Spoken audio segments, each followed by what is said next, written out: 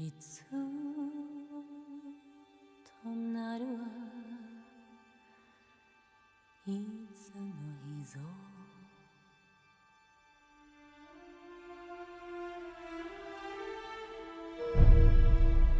When we fight,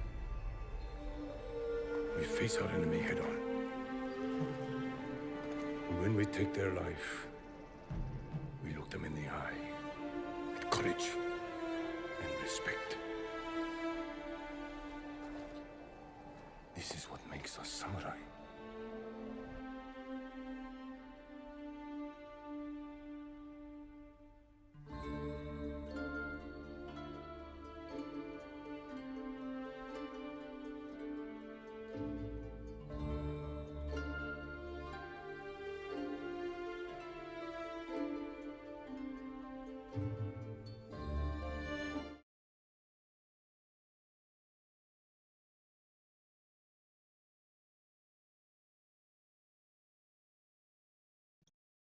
What is good, everybody in the chat? How are you all doing this fine evening? I hope you are all good. People, did you love that intro? Guys, I've been so excited to play that intro for like 3-4 days now. I'm not gonna lie, when OT sent me that tribute to the panel of the podcast, I cried. It made me well up. So Nice. So shout out to the king OT himself for that absolute fire intro. Hey, Absolute fire. Absolute Absolutely. chuffed to bits with that. I'm not gonna lie. Hopefully DZ can jump in. I'm not sure where he's at.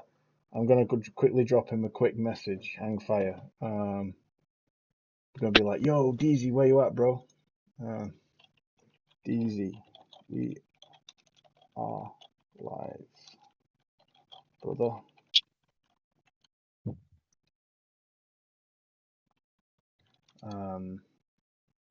So yeah. So guys, welcome to the 10th episode of Company of Gamers podcast. I'm so glad you're all here. Shout out to Saltiest Gaming in the chat, Buck Rogers, Social Destruct, Curtis, let's go, Axel, my brother from the Saltiest Gaming podcast, Dark Queen, it's your birthday, I believe, coming up. I hope you have a fantastic birthday. Mr. Akira himself is in the chat as well. We have one or two others. I'm trying to find your names.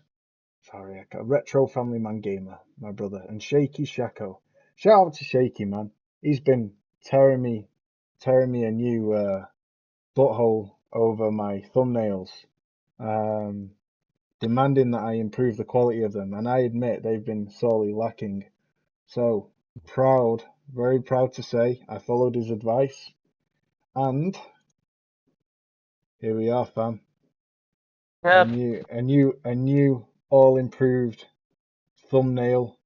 From now on, we're gonna have high quality thumbnails for the podcast. Slow but steady progress, guys. Slow but steady progress. So far on the panel we have Akira. What's good, brother? Dude, I'm on cloud 9. I said already. Just got on PS5. It's been 2 days that I have. Like I said, it's really hard to tear me away from my PS5 right now. It's just I'm so addicted to it. I don't want to let go. Yeah. I played Azur's Playroom. Like I said, it brought me to tears, man. The PlayStation Legacy titles there, all the Easter eggs, all the artifacts. I found 64 Easter eggs in that game. It's such an amazing, thing that was done by Team Asobi, which makes me excited for the next game actually. And the DualSense again, that DualSense is just gonna get better. Azur's Playroom is just the tip of the iceberg. And Facts, bro. Let's spam those emojis in the chat, guys. Akira finally landed his PS5. Arguably the most, like one of the most passionate gamers I've ever met. Flipping crazy, and he's not had the PS5 this whole time, and so now all these incredible games he's only dreamt of playing and he's seen, and and he's seen so much of. Now he's finally got those games in his hands. So Yeah, and huge kudos to you, brother. Super happy thanks, for man. you. Again, right now, yeah, I'm playing Lost Judgment. My wife is playing Kenna. Actually, she hasn't played a game for 2 years, and she basically, I tried to sleep, after like 15 hour of gaming. And then when I woke up, I saw her playing Kenna, and it's wonderful because I see Kenna. It's really an amazing game. I played myself. And yeah, after all this backlog with Kenna and Lost Judgment, I'm gonna get into Miles Morales, and then the Awesome. rest like Demon Souls, Returnal, and Tales of Arise. Yeah, I got a backlog, and that's great because just nonstop playing games for me. Thanks, guys. Yeah, facts. No, yeah, awesome stuff. DZ's finally here. My brother DZ, what's good, mate? You well, What's going on, bro? mate? What's So going on, stoked to panel? hear. It's nice to be back with you all again for this week.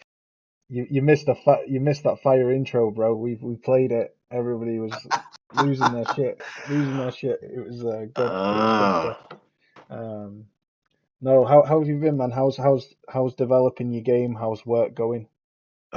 work is work these days. I wouldn't even say it like that, like it's a bad thing. It's just when you're trying to figure out coding issues and whatnot, and you're in the thick of it. Sometimes it's just when all you see is matrix numbers and code lines of syntax.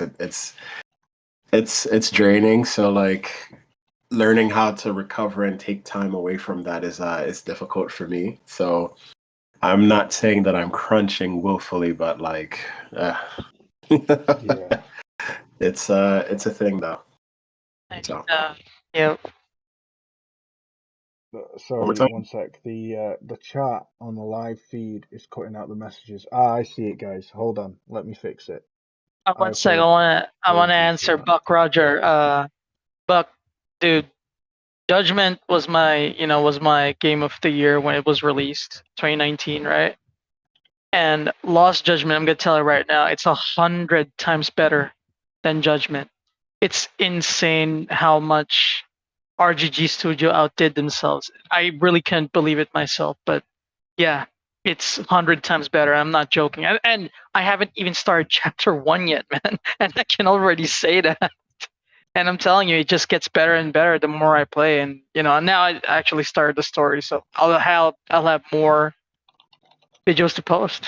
Really, thanks, man. Yeah, awesome stuff. Well, DZ, hang in there, bro. The grind, gotta respect the grind, brother. But it'll be worth it, and I'll be definitely buying your game when it hits the PlayStation Store. Looking forward to it. Uh, So yeah, I keep appreciate up the that. awesome work, brother. Wilhelmovski, my dude. Can't believe you're now 17 and you've got all the knowledge you've got. How are you keeping, my dude? Doing very great. Glad to be here. I just want to say, OT, I've just seen your intro. I was kind of anxious playing it because I didn't want, the audio of the stream to be heard through my mic. But then I've realized I can basically mute the stream itself.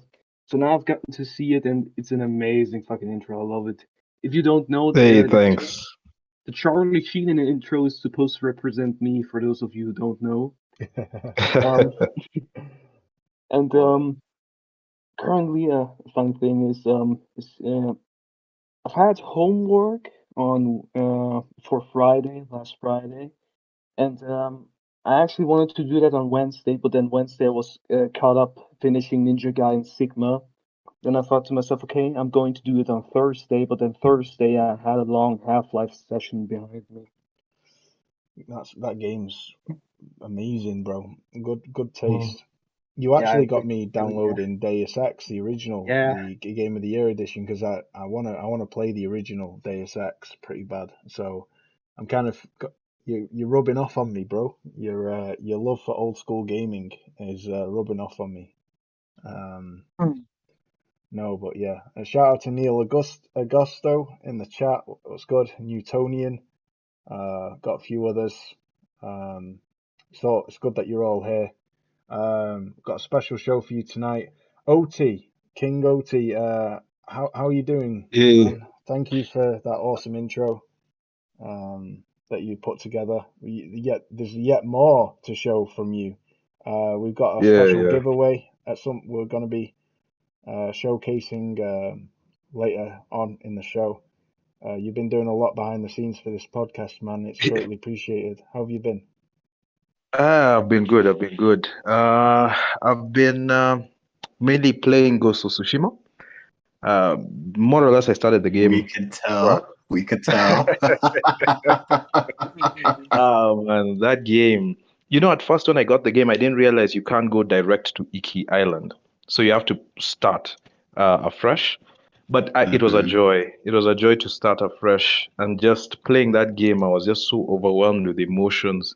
By the time I got to Iki Island, played that, and then so I went from the first area to Iki Island, and then decided to finish. And it's when I finished the game I just realized I just need to be honest with myself that Ghost of Tsushima is the best game for me that I've ever played. Because I realized if I was told to play the same game for 1 year, I don't think I would play any other game other than Ghost. So that's what inspired me to make the intro. And of course, you guys are my samurais, the brothers.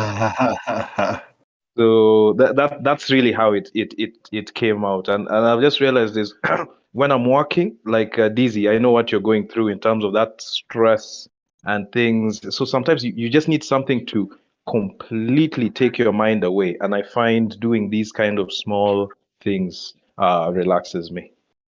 Uh, yeah. Yeah. I need to Yeah. learn how. I need to remember to do that sometimes because I usually get lost in writing. It's interesting too because while I'm working on, serving in coders capacity on the engineering team for Ashbourne, there's a secondary project which is underway, which I'm going to start leading wholeheartedly relatively soon, and the seeds are being planted for that one. So it's yeah. So like one of my all-time passions is sitting down with my pen and writing stories and whatnot, and this story that I want to tell through this game that I want to lead is well underway. And it's I have to sometimes, even though I'm like burnt out from work, sometimes I literally just sit and I'm just like, okay, get the pen, just start writing your thoughts, just start writing your thoughts. And then about within an hour or so, I'm like, okay, it's going. So let's go. And I'll just continue writing and I'll lose myself in that sometimes. So um, it's I have to start remembering to set aside time for that versus forcing myself for it to do it because that's how when you start to force yourself to do certain things that also becomes work and less of a joy and less of something else to take your mind off stuff. So um, I have to start learning to just enjoy that versus so yeah, I agree with you, OT. Yeah. Yeah, we've got Neil Augusto in the chat. He's in a dilemma. I've got Death Stranding on Steam. Should I double dip on PS5? This is a big dilemma. Yes, Hell yeah, yes. if you've already got it on PS4, dude, it's £5 to upgrade.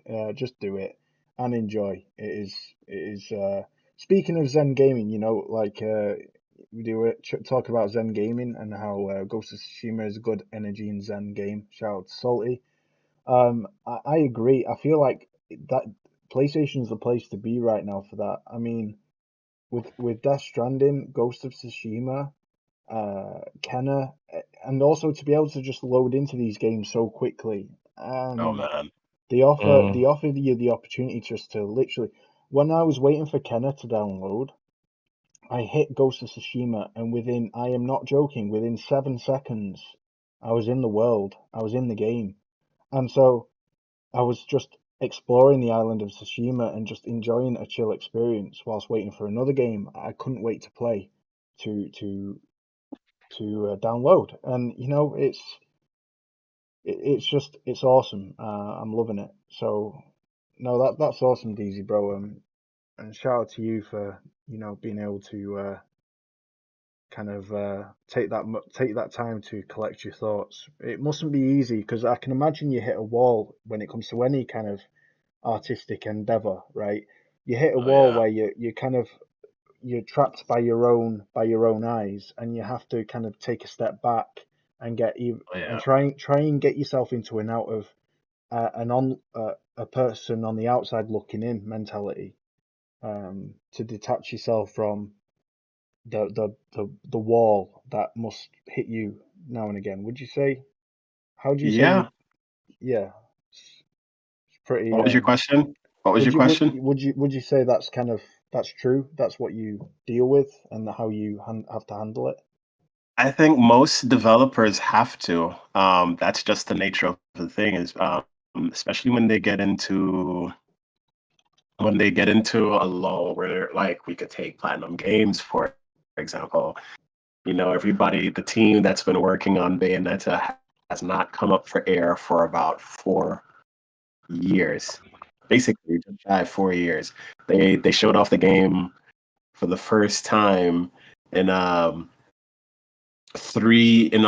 basically 3 years and 10 months.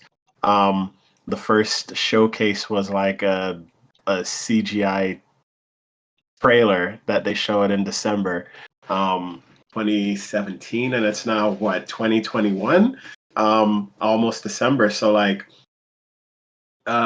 you think about how those developers have to go in and work and hear people asking about these projects and stuff like this, and you don't hear anything about it. And then Kamiya comes up and says, no, is it Kamiya who's working on it? Anyway. Kamiya, It is Kamiya. It is Kamiya.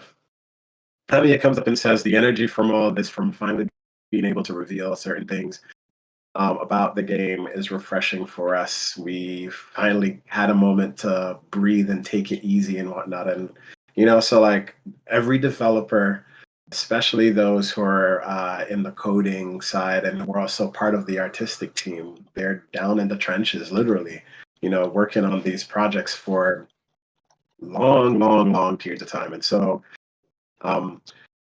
I definitely, I know for myself, I gotta tell myself, hey, you're doing too much, pull back, draw back, so they have to as well. And I'm sure it's something that's a constant juggling, a balancing act when you're committed to something you're passionate about, regardless of if you find it fun or not. So yeah, that's something anybody in the creative industry is feeling. And shout out to OT for reminding me that that's something I need to be more conscious of.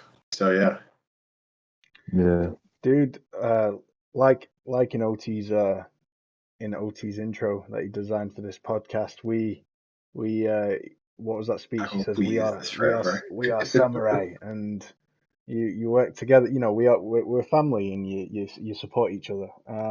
So yeah, that's what I love about this panel. You all bring different things, and your own experience, your own knowledge, your own wisdom, and I think we formed a close bond in just the last 4 months since this all began, Yeah. because Yeah. we're all so different, and yet that's it complements each other so well, because you're able to kind of, I know, offer each other advice, different ideas, different perspectives. Now this puzzle you're seeing right here, this was a bastard for me. I was stuck on this Oh, puzzle for really? so long in Kenna, because I didn't know to look at the candles. I didn't get it. I had to flipping Google it. Such an idiot. Oh, So really? I can imagine it's a bit frustrating, like, to watch for you guys, like me dads are struggling to handle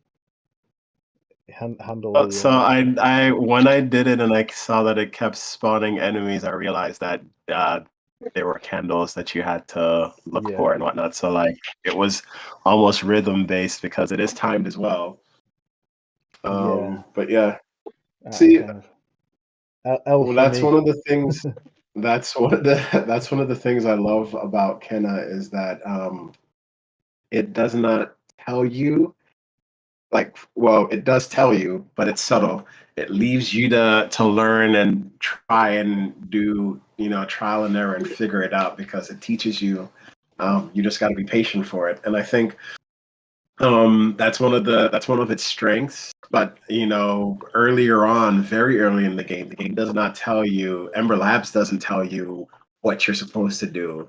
It barely tells you that you're trying to get to the mountain. And it kind of leaves exploration to it kind of leaves the plot lines and the plot threads for you to pick up and really start to get into it. And like for me, that was kind of off-putting initially because I am so used to games setting up their grand plot and everything, or letting you know about the threads of everything very, very early. And Kenna does away with all that. Like she's not a very talkative protagonist, which is also something which I initially put down as a negative because yeah, she does talk. There is dialogue, but like you compare this to an Uncharted game or another action adventure, or even like something like Death Stranding or something like that, your character will talk. They'll see things about the environment and they'll make mentions about it.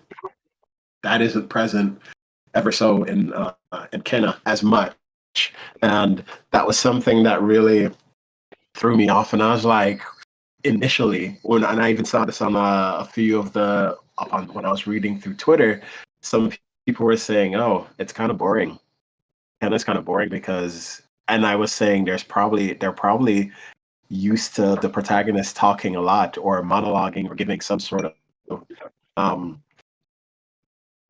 exposition about the world, and so like Kenna does away with that. They let the environment do the exposition for you, and it's up to you to pay attention to the environment and see what's going on. And you only get the exposition in those you get the exposition throughout the game, obviously, but like the big story moments when you meet all the different spirits, they talk to you about it. But like for a while, that was one of my things where I was like saying, "Oh, this is starting off a little too slow for me." But then something magical clicked about this, and then I have been unable to pull myself away from this world in the same way that I was unable to pull myself away from Death Stranding, from The Last of Us, from Ghost of Tsushima.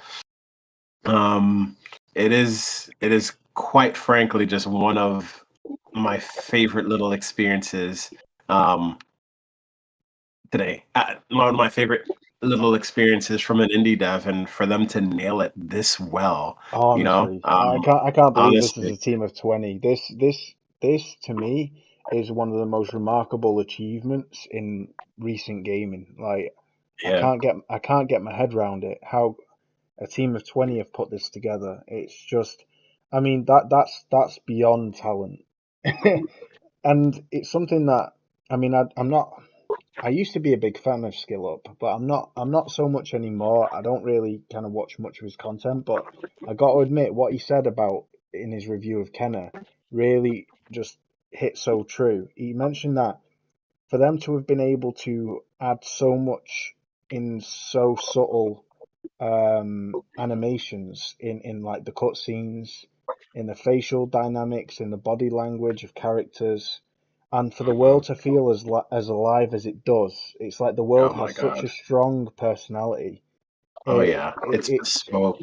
It is it very is. bespoke and it's very confident in its design, aesthetics, and things that they've gone for, and everything just works. It really is a remarkable thing. And I like when there's a puzzle in Kenna where you literally have to so we're showing this thing right now where you have the rock move certain items to open certain things, but there is a puzzle where I didn't even think that you could actually do that. Um, where you move something so you move a barrel so you move a barrel to another barrel, and then you jump on top of that barrel. And I was like, I wonder if they're telling me that in order to get up this thing, I need to have the rot move me while I'm on the barrel. And literally, Yeah. you do it, and it fucking blew my mind. I was like, wait a second, they were making. I didn't even realize that the rot because Well, I I'm didn't actually realize that doing you that could do right that. now in this video. I'm doing that right now. I'm just jumped onto this rock and I'm being charioted along the ground. It's Mhm. crazy. It's It like, is absolute. It is absolute wow that they're able to do something like that. So like, I love those little touches where you try the traditional way of getting up and then looking at certain things, and then you're like, huh, I wonder if, and then when you actually pull it off, you're just like, these damn geniuses. It's like it's so little and subtle, but you do it. yeah, yeah, it's amazing. See, and I didn't even realize that you could do that until later in the game because there's an actual puzzle where you'll need to move a barrel to get to fight a boss, a mini boss, and the bosses are just a whole other subject matter. For real.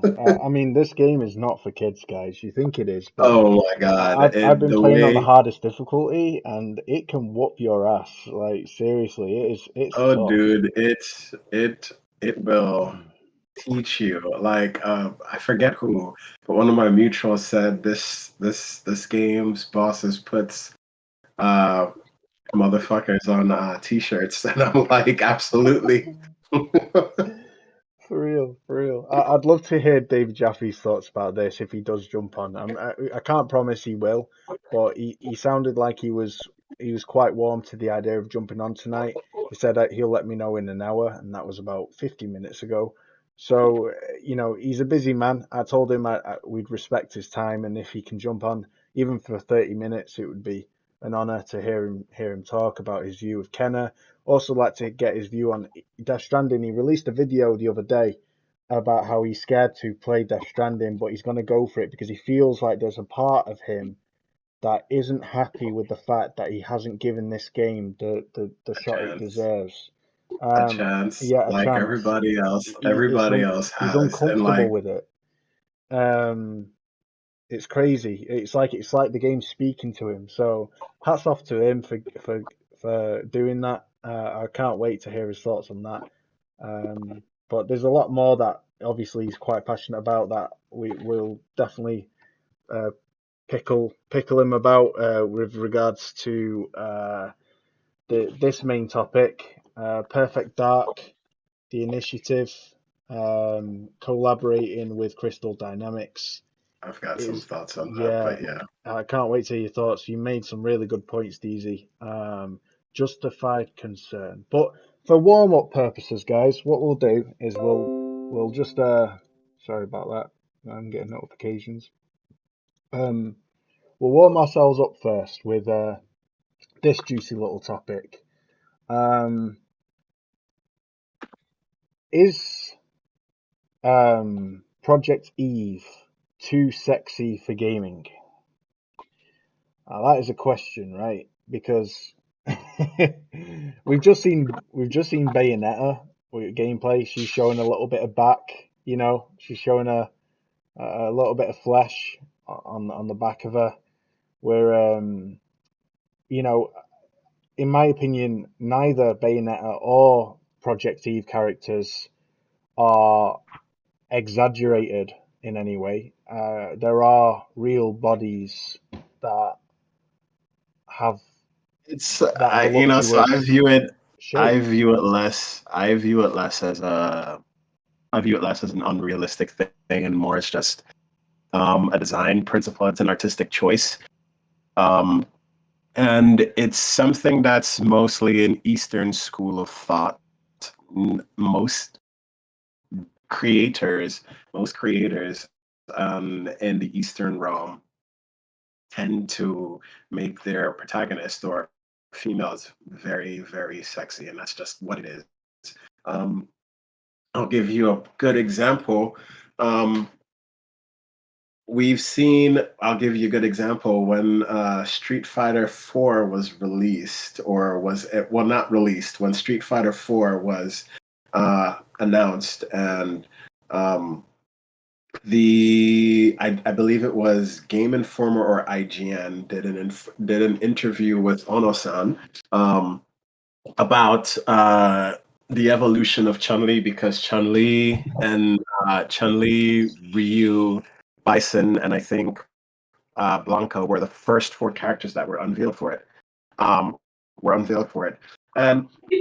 one of the questions that they said was, over the years we've seen Chun-Li's evolution go from a strong fighting female character to a very thick, voluptuous female character. And is there a reason why her character changes have leaned more into her legs being that way? And they literally said, Ono said, well, the original artist for Chun-Li left the project, and another person who was understudy took over, and he had a thing for women who were thick. He literally said thick, and not just because the characters were thick, but he just said he adored the strength that a woman had in her legs and the things that she was able to do in combat. And so those kind of philosophies lent themselves to influence Chun-Li's design. So over the years, he's been the author who has subtly changed Chun-Li into what she is now. And he's still the lead on most of the female characters that's there. And he leans into the strength of them. So he's like, he's Ono said it's very normal for Asian creators, Eastern creators, to lean into very specific aspects about what a strong woman is for Eastern countries. So that's a total different mindset from what we have here in the West, especially in the United States, where I don't want to say woke, but we're stripping sexuality away from women more so, and positioning them to be more realistic in our view. So that's a Western train of thought, right, versus an Eastern train of thought. And so when you see certain takes like, oh, it's unrealistic because women don't look like that, it's true, women don't necessarily look like that all the time, but there are examples of that. In the very same way, there's this big dialogue about, the Abby, the whole discourse around Abby being a buff woman, and how Naughty Dog went through lengths to show that Abby trained to become this person who could tackle a monster she felt she needed to beat and succumb. So, like, in normal day-to-day life, you're not necessarily going to see 10 out of 10 Bayonettas or Eve bodies like that. Those examples do exist. They're there. You have to look for them. But that's, like I said, goes back to a train of thought or a school of thought for different cultures. And for Korean or for Japanese, you do tend to see them lean into the very sexy archetype. If you go into China, their women are clothed, but their women are very clothed. They're not so clad. They're not running around skimpily, but they're still have a far more feminine aspect or thing about them. So that train of thought, to say, or that take to say that it's unrealistic. It only says it's unrealistic, but that's just one view about it, because exactly. Actually, I fall in I believe a healthy middle, right? And I personally, before I want to hear everybody else's takes as well. I know OT has a few valuable things to say about this as well.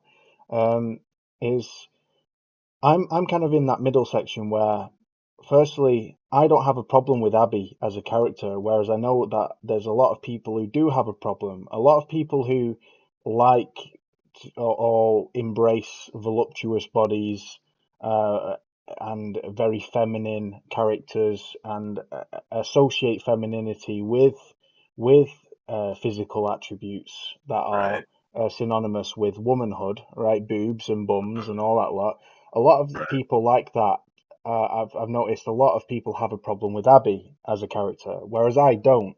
I think she's a phenomenal character, and why I really dug her and liked her was because the game gave her all the depth, background, characterization, build up, all of that stuff needed to justify who she is, where she is in her life, why she is the way she is, and it made sense. It wasn't forcing unnaturally a buff woman for the sake of being buff who can kick the shit out of men. Because power to women. It wasn't doing that, right? She still found it difficult going hand to hand with men. They still could overwhelm her and overpower her at times, but she was strong enough to get out of those situations and skillful enough to get out of those situations, and it was very impressive. Why? She'd spent 5 years in a gym building herself up to avenge her father's death. It was just an awesome character plot, an awesome storyline, and I dug it, yeah. And I didn't see that as woke in the sense that it was trying to, in how for example, how CW do it with Batwoman. I'm a woman and all that lot, yeah. Never let a man take credit for a woman's work, even though she stole his cape, stole his cave, took his identity, and all that shit. And then she says, don't let a man take credit for a woman's work. You just literally took all of Batman's work and took credit for it. But, that's by the by. See, that's the kind of woke narrative that I'm against. But with Abby, I love Abby as a character, whereas I'm also embracing of femininity in games, and I do view femininity as kind of synonymous with in traditional ways to a degree. So I'm kind of in a weird middle area where I'm neither woke, but I'm also not. So which is why I have to comment on that, right? Because that is not a wrong view to have, because that is just being able to accept and being able to see both sides of two different frames of thought, two different schools of thought. And that school of thought is far more embraced in the East than it so is in the West, because there is a difference. There's a, and I want to say the realization that women don't have to be sculpted or voluptuous all the time. That is a realistic view and a normal view to have, because we see that day to day in our lives. But like, it is fine to also understand that, hey, the pinup girl, the sexy pinup girl body types, that we see, the Bayonettas, the Eves, the Pamela Andersons of the past, those things are also there. And they're not things that are out of place in society, not today, and it certainly wasn't a thing out of society now, and it isn't taboo to view, to look through either of those lenses and view those things, but to be fully dismissive, we've seen the takes. I've seen the takes. I've seen popular people within the gaming industry talk and take their sides, but like, it is quite okay to. My thing is, I just want everybody to understand, or much like you do, Willie, that there are different schools of thought, and nothing about the two need to be at odds with each other. It doesn't need to be toxic or at odds. Go on, Akira. Sorry, I just want to shed some light into this because I'm from the East. So this is Wooly. Actually, the way you said, for example, for people who are accepting this, right? The way you said why you accept Abby is kind of where the difference goes when it comes to character design philosophy between the East and the West. You said that it was great that they gave Abby a fleshed out story, that they fleshed out why she looks like that and all that, right? That's what you said. Yeah. And that's the difference with the East. And I'm gonna say this as as simple as possible. The East really don't care about that. This is the philosophy of the East. I'm gonna try to explain it. Basically, the East is kind of like this. They have a character in mind that they want to create.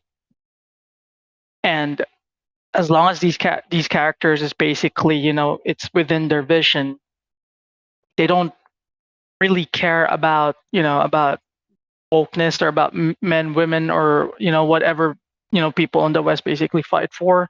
They care about only just their vision and their art, and that's what they want. And the guy from for Street Fighter, what DZ said, it's correct. He just made it that way because he just liked it that way. He didn't really, he didn't have any deep reason, like Chun-Li is very strong with her legs. That's why she's been training her legs. She's been going to the gym. She's been training her legs. That's why she has that thick thighs. No, there's nothing like that. It's Well, just I think voluptuous women are just naturally voluptuous anyway. I mean, yeah. in Project Eve, I don't see an out of proportion woman. There are plenty. I've been with women BBWs. with BBWs. with big beautiful women or big busty women, whatever. I don't view that This is- that body to me wasn't cartoonesque, exaggerated at all. It was just a well endowed, very, very physically fit woman that makes quite a lot of people feel very uncomfortable, as if it's bygone. How is having a body shape bygone? I don't understand. this is just what I want to say. Like, I'm just glad about one thing. The West can complain about everything like this and all that, and the only thing I'm glad about is that the East is not listening. All right. The Eastern developers, so far glad from too. what I've seen in all 4, 5 generations, they're not listening. They're still doing what they want. They didn't change any of their designs based on outrage. You didn't see any changes in your Armada. You didn't see any changes in Bayonetta. You didn't see any changes in Dante. Dante is old, but he still looks fucking, he still looks fucking great, right? And you didn't. Basically, what I want to say is that from the East, you did not see any, changes It's because like of I said, outrages it's from the West. yeah, Because like I it's said, it's like you were saying, it's a school of thought. That's just literally yeah. how they design, and that's their MO. Yeah. This is something that I don't know if the West will ever learn. But Yeah. I'm gonna say this as friendly as I I mean, can. so One sec. I'm gonna say go this for as it, go for it, friendly go for as it. I'm gonna say this as friendly as I can. The world does not revolve around them, so they can complain, they can cry, they can whine all they want. But they The still East bend will over not backwards listen for them. because and the East will not listen because we got our own Yeah. thing and we like what we do.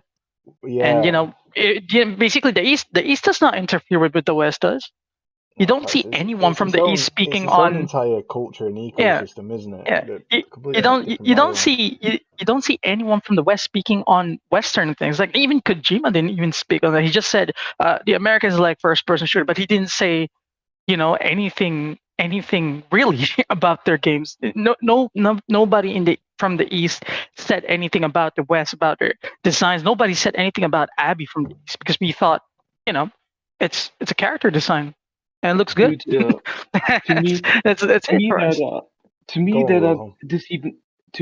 this even is like a topic people complain about. The horny character design of Project Eve is like, I can't imagine people actually argue over that. Like the only people I imagine arguing about that are middle-aged Christian women who argue about that on Fox News or something, or Anita Sarkeesian or whatever the hell she's called. Like it's like DZ said, it's an art style. This is It's like literally just like um East and West just have different art styles, and isn't that Different actually school of kind of thought and this is yeah? design Isn't that philosophies. like the thing?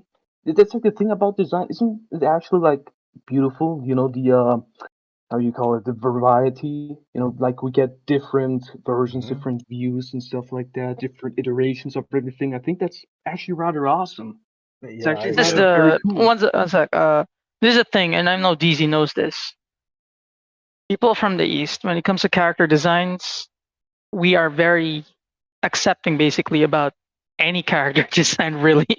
Like we think of it just like this, like in our way, we do our own thing because we want to do it that way. And basically we see someone, from the West do create a character and I'll be thinking the same. All right, he wants to do it that way because he wanted to do it or she wanted to do it that way. So I don't really see my right to complain about it. That's kind of like our Yeah. brain thought. We don't see our right to complain about somebody's character design, the way their vision goes. It's a character design that they wanted to give to you. It's either, you don't like it, sure, or you like it, but you cannot complain your way away to try to change that. That's kind of like where interfering with someone's art is such a taboo, in my opinion, because Yeah. if for example, especially if the one who is criticizing it cannot do the same art themselves. You cannot interfere with somebody's art to the point of trying to change it if you don't know how to do it yourself. That's Like kind of not like our Go good. on, Will. like not everything has to look like The Last of Us. Not everything can look like The Last of Us. Mhm. That's like not how art works. You know, Facts. like art there's is different different. Art is interpret- literally an expression of variety. People have Mhm. different visions. People have different colors in their head. People see things Yeah, differently to what you're seeing.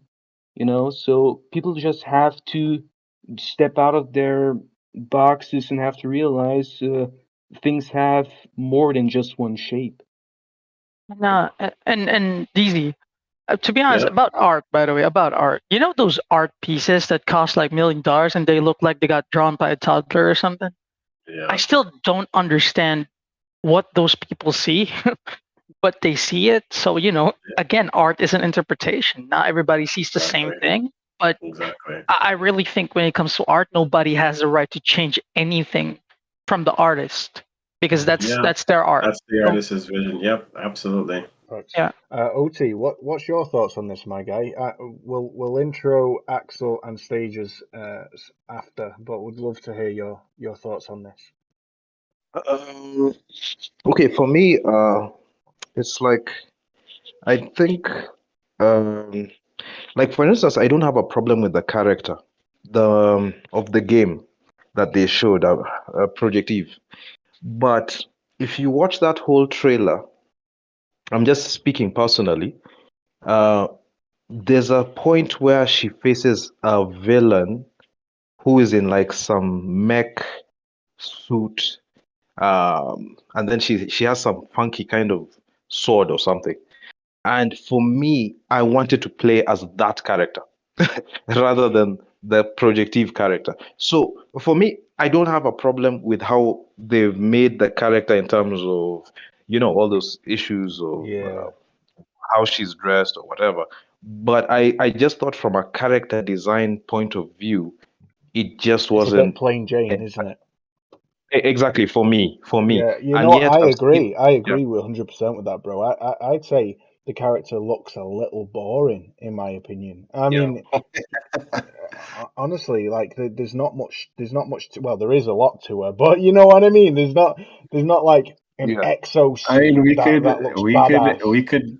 you could definitely go and say that Eve's design, even though she's as sexy as she's been designed, her the details about her design are pretty standard Yeah, a sexy. yeah, suit looks like a suit looks like just an average shiny bodysuit. It doesn't look like Right. yeah, she's geared to the back teeth to take on the alien invasion. Yeah. Yeah. Which for me is OT. You bring such a good point. Like you, it's confirming how I felt without me realizing like how to that that was a literal thing that I was feeling, but it is. I 100% agree with that. Yeah. yeah. Yeah, because for me, I didn't say like when I see Sniper Wolf, when I see Meryl, when I saw Returnal, well, Chun-Li, all of those characters, like I can understand why guys are like, I need to go and cosplay. With this one, I didn't see it. But again, I don't feel like they need to change it because of the people who have an issue with it in terms of it being too revealing. I Yeah. disagree, Facts. because like Chun-Li might even be less, and no one's complaining. But when it comes to Last of Us, there was one small criticism I had with Last of Us 2 about Abby. I love Abby and how she's been represented. But because I also, let me say, one of my hobbies is I actually pay attention to what's happening in the bodybuilding world and stuff and fitness. For a woman to get to Abby's Oti's level, got all eyes on you, DZ. All hey, eyes on me. Easy, Oh, I get it. I'm He's coming. watching you. He's watching you closely, pumping them weights. Hey, I'm joking. I'm I'm joking. telling you, there'll be a reveal soon. But for Hey, Abby, go what I for wanted it. them Go to for it. do, what I wanted them to do in the story is like this lady lost her father in the most brutal way, and now she has sworn revenge. She's changed her life, sacrificed friends and everything to get to where she needs to be. If this was real life, I wouldn't be surprised if this lady is taking steroids. Like, how far are you willing to go? If someone killed let's say I was a lady and someone did this to me, a man who's more powerful, like Joel was extremely powerful, and if I'm to go toe to toe with this guy, let's say I cannot go toe to toe with him hand to hand combat. So I am willing to take even steroids, whatever. And her father was a doctor, so she had access to these things. So there was a part of me that, in while I was playing the game, I was always like, "Damn, I want them to explain how far did she go? What did she take? Did she?" Yeah, I just wanted to see the desperation. So I mean, you could definitely say that as a personal thing, but in the gameplay in of itself, you take supplements. There are Sorry? supplements that you find throughout the world. Oh For both Abby and Ellie's playthrough, you'll find supplements which would serve the purpose of steroids in a sense. They up your life stamina, they up a whole bunch of other things, so like your vitality. But yeah, that's a very nitty gritty nitpick, and a pretty, it's a pretty sensible one to have. It didn't break the story for me. It's just that Yeah. I was so invested in the character because I've Mhm. seen, like for instance, these ladies who, if you watch some of these fitness stories, you'll find a woman. Let's say she was okay, she was average in terms of build, not very muscular. She's married to a guy who's also average. And then she goes to the gym, and I've seen these cases where the lady starts to take performance enhancing drugs, and a lot of those relationships end up breaking. This woman becomes so driven. So it's just that this was just personal to me. It's like I was like, damn, give me a little more story on Abby's transformation and who she lost. If there was DLC on that, I would have bought it immediately. But it's because Naughty Dog did such a good a thing with their characters that you want to know more and more. And then I started getting obsessed and thinking, okay, what did she do? Who did she lose? And that's what I'm saying. I just wanted to know so much more about Abby, even though they gave me so much. Yeah. I'm trying to find the I wanted way, to. the comments Sorry. right now. I can't find the comments on my YouTube for some reason. They've disappeared. I wanted so I can't to. respond. Just letting you guys know. Oh, one sec. I wanted to challenge this opinion a little bit. The opinion about Project Eve looking too plain. I wanted to challenge it a little bit because I did mention character design. Like I said, from the East, we're a bit we're so accepting when it comes to character design. We accept literally any character design because like I said, it's from the vision of the artist on how they want to make the character. Now, in Korea, doll aesthetics is a famous, let's say, character style. If you played some Korean games like Black Desert, you will see this aesthetic a lot.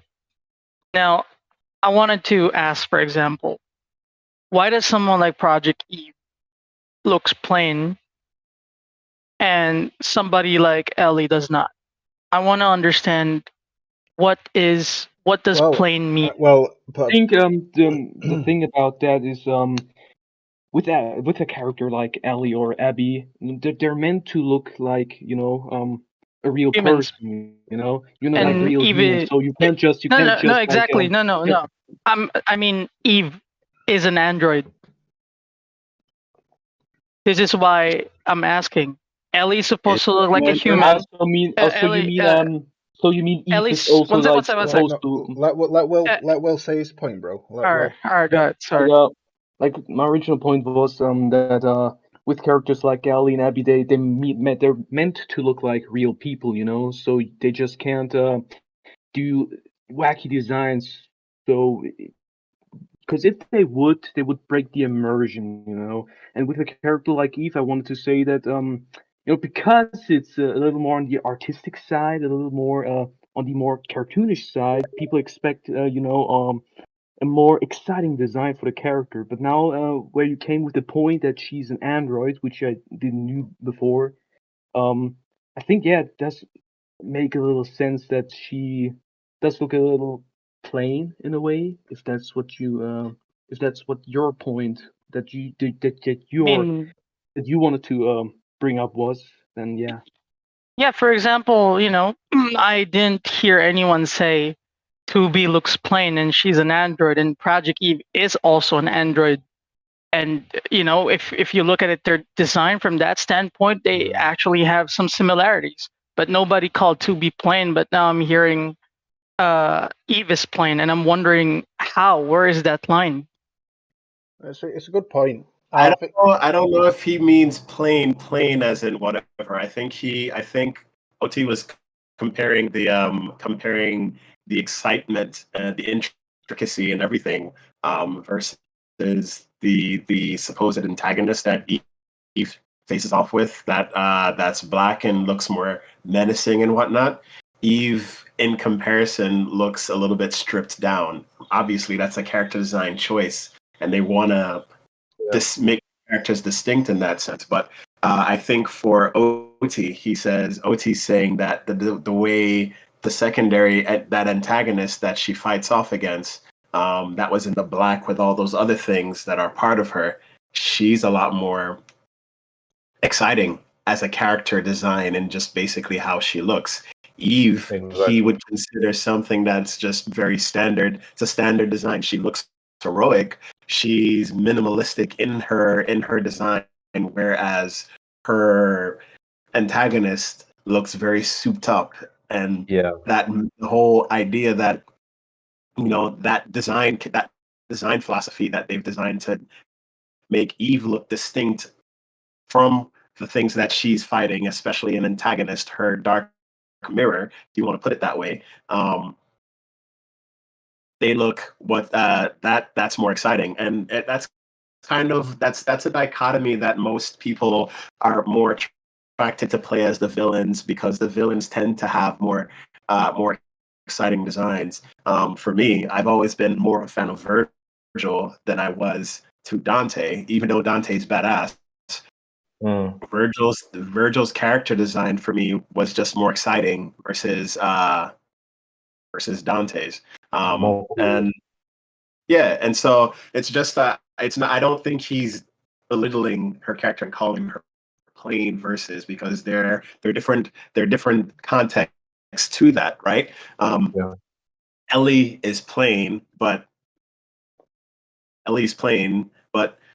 you contrast her to Abby. Abby is this big, buff woman, and you get a chance to play as somebody and live in those shoes. And, you know, obviously, when those two characters met the very first time, and when those two characters met and squared off against each other the very first time, it was clear to see how Abby overpowered her, and they needed to emaciate her to bring her down to Ellie's level at the very end of that climax. So you saw a situation where even Abby was brought down to Ellie's level of plainness, and that's Ellie's design.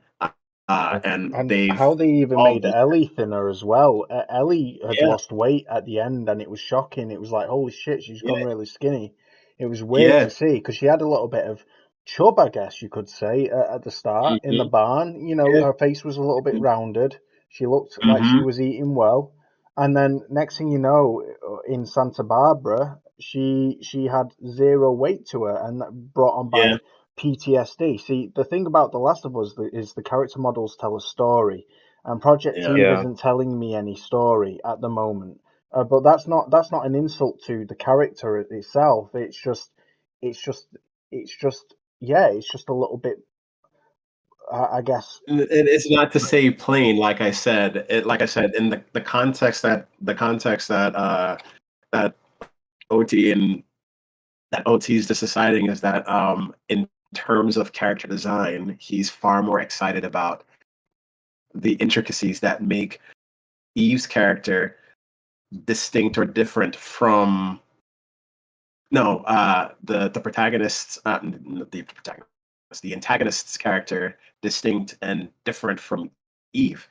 She's more souped up, and that's exciting because she looks like she could do a lot more things, and that typically weighs itself. That's kind of an Eastern train of thought of how they design protagonists versus their dark mirror antagonist or their rivals and whatnot. Now, if the story, well, it's not even. I'm not even going on with a story decision. No, I was going to say, if the trailer showcased in it like a story where she was like some kind of, I don't know, unseeming kind of threat that everybody kind of laughed at and didn't view as a threat, maybe her more plain aesthetic would lend to that story narrative and kind of explain why she, that she's understated, and that might make her more appealing to, say, me or OT, because that would add a depth to the reason why she looks the way she does. It's purely, does that make sense? It's like if there was like some kind of, she's understated, a bit like I can't even say Raiden, because Raiden looked badass as fuck when he was weak, but but in Metal Gear Rising Revengeance, but you know what I mean? Like maybe if she was like some defect android that nobody viewed as a threat because they all looked badass and she didn't, so to speak.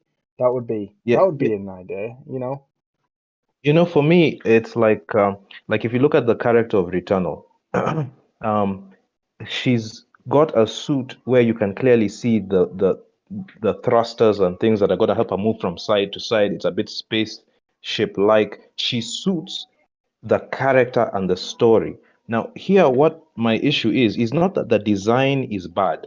I find the design misplaced, meaning that, like, for instance, if you're gonna fight somebody who looks like, in fact, the antagonist looked like she could fit in a Metal Gear world.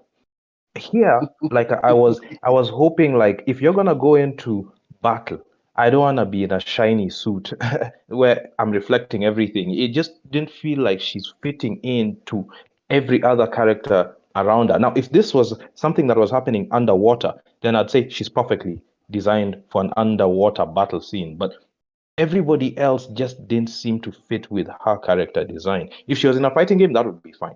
So, like I'm saying, it's not that the character design is bad. I just find it misplaced. And I wish they had shown maybe some of her android legs. Maybe she has spring-like legs rather than just normal whatever. Take advantage of. I'm seeing her rib cage, her power cell. I'm just saying, so the frame can look the same, but then what I'm seeing is like Iron Man. You see his thing in the middle in his chest. There's so much you can do with an android that I felt they didn't do. But like I'm saying, it's not that the character design is bad. I just felt it was misplaced for me. Yeah, just for me. Stages wants to jump on this subject before we move on. Go on, Stages, bro. Welcome, by the way. Great to have you here. Thanks. Hey guys, it's Stage Block from Twitter. Nice. Welcome, bro. The topic of this, I believe is a very nuanced topic that I think there's going to be many viewpoints. One, you could be as Willie said before, you can be somewhere between not woke and woke, or Western and Eastern. For me, I'm very Western, but I was raised on anime, right? But I also love movies, Western movies. So I'm kind of stuck in a world where I'm in acceptance of both, not like unquestioning, but in a manner that I accept what the artist makes for art's sake. Kind of like what Akira is saying. With Eve on Project Eve, my take on that is that I grew up in a world of anime where I did not really question the attire of the character or the look of the character outside of the actual creator's purpose for them. So because of the fact that there are so many things that to a Westerner could be considered, if you watch anime, out of place. It's something that kind of is, so it's no longer immersion breaking for me because I was raised on many different animes. So, and the most recent one, you have some pretty ridiculous character costumes and things like that in what's it called? My School Academia. Yeah, And I've seen it. yeah, in that show, there's plenty of unrealistic superhero outfits and characters, but for some reason they work and I think that's because of a little bit of desensitization from a Westernized standpoint to just opening your mind almost completely on a creative level. So I don't question it. Where I would in a Western film, I would actually be completely I would lose my immersion for a Western film or a Western cartoon if they did the same thing. So I would actually be much harsher on a Western film, not an Eastern film. Yeah. So no, I love the culture differences yes, in these, and I think they should be celebrated, not condemned, in my exactly. opinion. So like for instance, if like a Western film did not explain something to me or ground me in some way, which is what that's the thing with Western films, they will ground you. They need to have some form of base in reality. It's just like what OT was saying about Tony Stark's suit. It needs to ground you with the story and the aspects of the character's armor and things like that that tell a story of what made them who they are, how they became that way, and your actual emotional tie to them, whether emotionally or intellectually. Um, in anime, I do not have to have these things. Not at all. It's so. The character is the character, and if they've caught your fancy, they've caught your piqued your curiosity. They've almost got your attention almost wholly, if you really think about it. And so, and you catch you fall for them for their actual personality, their style, kind of like Devil May Cry. You're fighting demons as a character, a cool looking character, who eats pizza and has a sword and guns. Like in a Western film, this would not exist at all. 100%. So male or female. So this is just cool. This is something that we grew up drawing pictures of as children, regardless of where we came from. So brilliant point. Yeah. The I'm speaking also as a former feminist. I eventually had to let go of the title because it became too taxing because of third wave feminists. So it became a little too woke, but at the same time, because where you have characters like Abby and Bayonetta, this is where it's going to get into that. The actual concept of feminism was meant to allow for equality and a lack of subjugation for women in a sense. So on a sexual level as well, and allow them to be equal to men where equality exists, because there's many places where we are different. So it's more egalitarian if you really think about it. At the end of the day, what we all want together. So we would have to, in truth, and this is what I've said to a lot of feminists too, as well as anti-woke people. If you want to see a certain type of woman, you have to accept both sides, because both sides exist. If you look at Instagram, you will see scantily clad women, and you'll also see bodybuilders, female bodybuilders who are bigger than Abby, um, way larger. You know, you will also see women who are extremely voluptuous. You know, and the best place to actually view that is that world is Instagram. So, I mean, it's a world that exists. It's not a world that is made up. It's not. This is not Right. Dragon's Crown. You know, um, Right. you have to accept these things about the world, or else you have some form of um, uh, bias or only Disassociative view. Yeah. yeah you Which is have why, sorry which is why I'd said, you can't just be dismissive of it, because then that exactly leads into discrimination in a sense. exactly from So women to women too. yeah, Yeah. And that's the So problem. They won't even let women be women. yeah, honestly, like I think I hear a lot of women say the biggest enemy to feminists is to equality is women. Like Yes, women that's with one of the women reasons I had to step back. Yep. women body shame other women all far more Yes, than men would ever do. In quite often, oh, girl's hair doesn't look right. Oh, they're wearing too much makeup. Oh, they're not wearing or she enough. wants to be a wife. Yeah, Yeah. but anyway, so before House. we turn this into a political debate, let's get back onto gaming. But no, that's a great those point, geopolitical. Sage. Yep.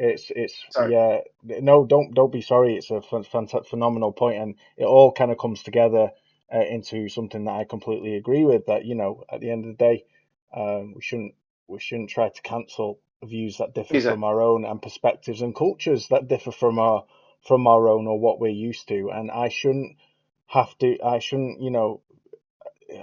don't see the need to vocally voice how uncomfortable a voluptuous body image makes you. Like when this is a character in a video game, just like I'm not uncomfortable playing a muscular woman like Abby. Mhm. It's all different perspectives, and it's all good stuff in my opinion. I just want to enjoy gaming, and I don't want these politics to erode on the quality of gaming. And unfortunately, as we've seen recently in China, that's exactly what's happening to the gaming space in China. Is politics are eroding and encroaching on creative freedom in gaming. Yeah. If David Jaffe was here, I'd let him go ham on the mic right now. But we'll move on to the next subject because we've absolutely milked this subject. Definitely. So the next subject, guys, if you're wondering what I'm playing, by the way, this is Naraka Blade Point. Go play it. It's freaking amazing. It's 17 quid on Steam. 100% worth a buy, in my opinion. It's basically Ghost of Tsushima meets a battle royale, so to speak. Yeah, let's talk. Let's get Axel on the mic, and I want to hear Axel's take with regards to this game. Oops, bear with me. Oh, this bad What's boy up, everybody? is Ride 4. Now look at that beast of a game. It looks freaking real. Now, Ride 4 has been blowing up all over the Twitter and YouTube space recently. I know I made a post 3 days ago and everybody was retweeting it, going, holy crap, because I retweeted this guy's video. He's called Joy of Gaming. Give him a sub. Oh, I've not subbed. There we go. Give him a sub. He's I'm flipping it. There's me exposed. He's he released this video showcasing Ride Ride 4, 4. and it's been out for a while now. I want to tell you a bit of background story about Ride 4, right? It hasn't got great traction and exposure for one major reason.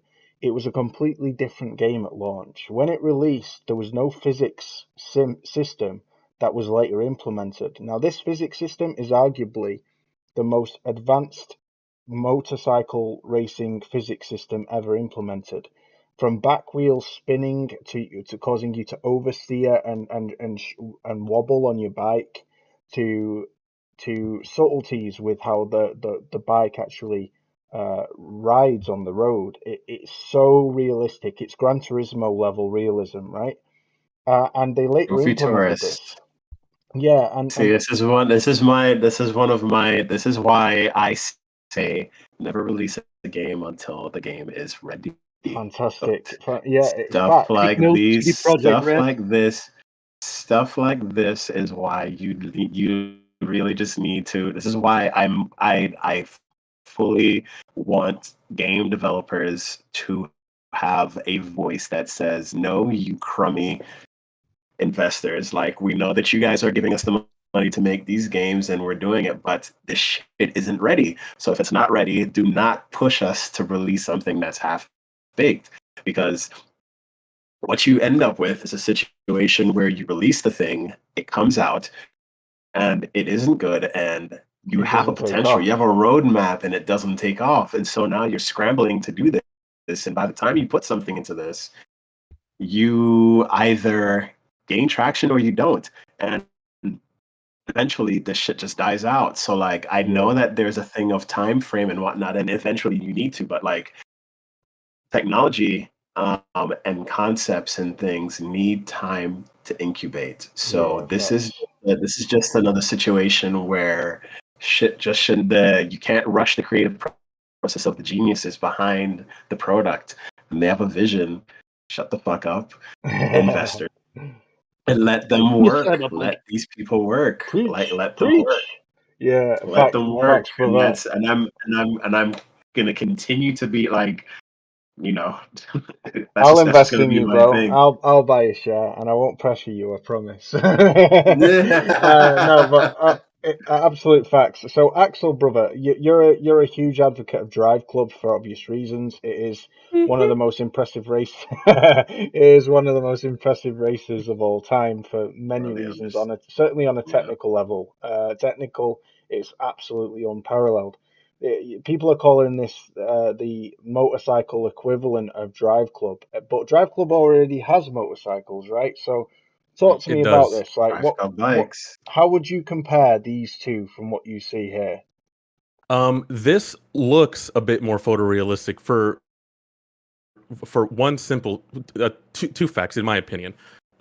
It's a high resolution, so this is 4K, so everything does look a little bit more crisp and stuff. And B, it has, and I think DZ already said this, but the motion from the rider's perspective The when he GoPro makes the effect. turns and stuff, right? The animations are more realistic. Now you are right. Drive Club bikes came out, I mean, obviously years ago.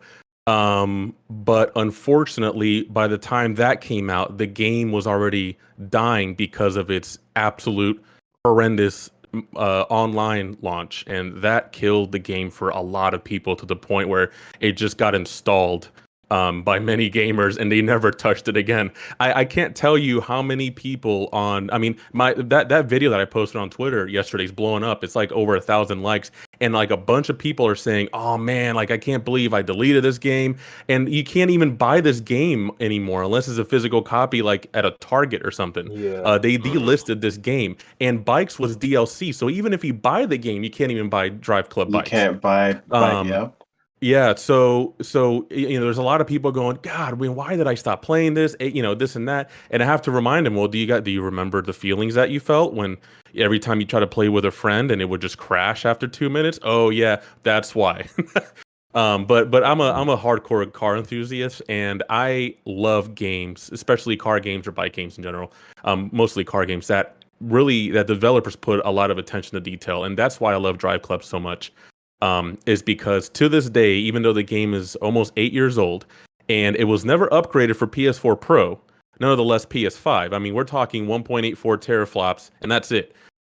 It still looks better in a lot of areas than most games out there, and especially when you zoom in to some of I these say cars, it's I unbelievable. say it looks better than dirt. Yeah, Looks yep, better than dirt. 100%. If Definitely. if Drive Club, with the way it is now, received a simple PS5 patch, like 4K, 60, Best looking um, game out it would there. be the best looking game. I mean, I'm looking at these screen I'm gonna be right space back. Keep reflections talking. right I'm now. listening. I'm gonna be right I'm back, but keep talking. Sure, I'm looking at these screen space reflections right now, and it looks good. But if you look at that clip that I just posted, with the way it reflects, I mean, some people even say, "Is this ray tracing?" I mean, it's so convincing, and it's so accurate, and it just looks so crisp. It's absolutely amazing. And the other thing too is anti-aliasing. 8 years ago, I guess I'm just assuming that they just kind of ran out of It was resources or power, right? MSAA. Yeah, MSAA.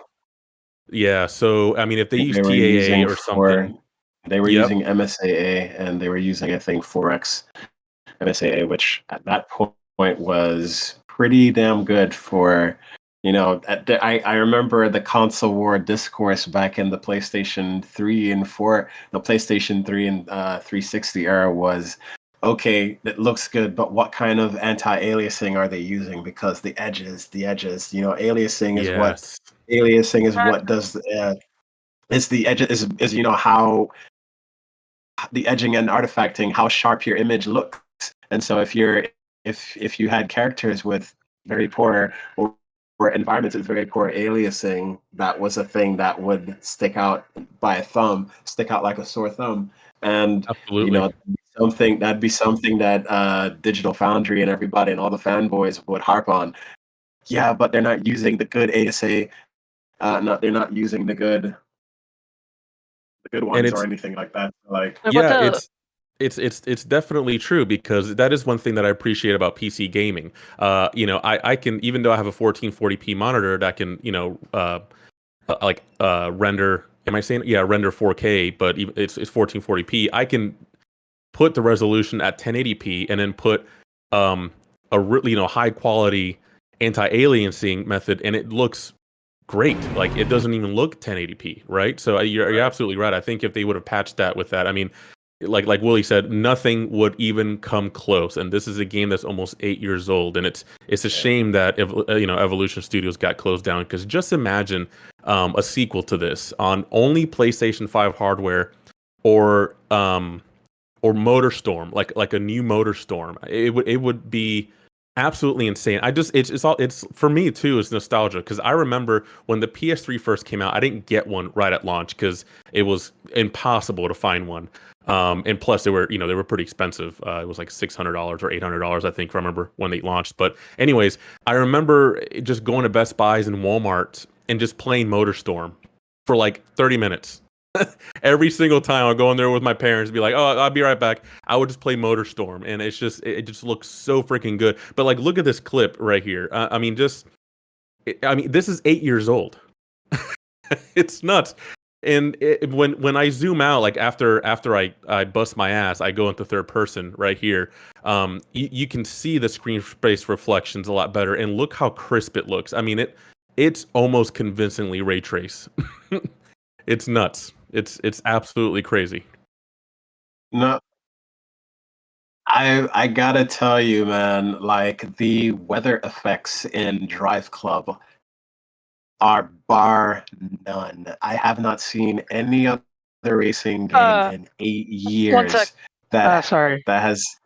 I've never seen any other racing game that gets the rain or weather. Like, I Right. remember playing. One of the time lapse run, um, where I set the thing to go from rain to sun, and then from sun to night, and then from night to fog, and then from fog to snow, and then from snow back to sun, and you could see the snow melting off in real time.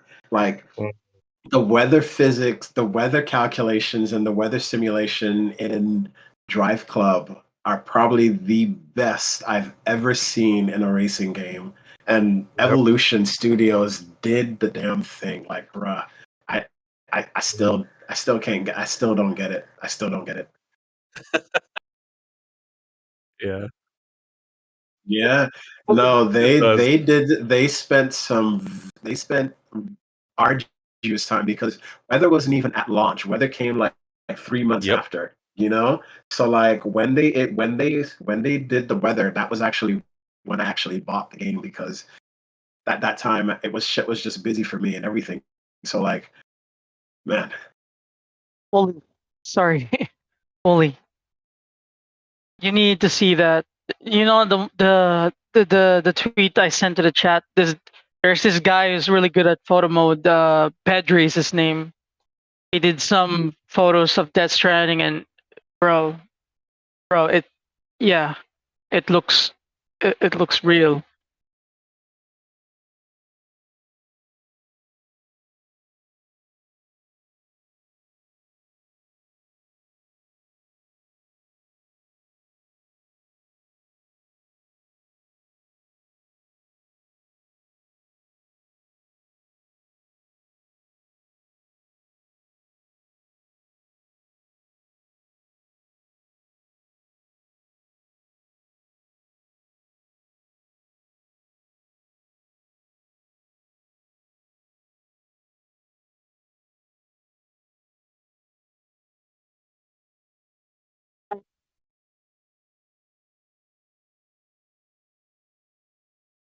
Uh, I, no, I agree though. Draft Club weather basically. I have not seen anything that beat it yet in a racing game. To be honest, it's crazy what they did there or how they come up with it or something. But it's magic.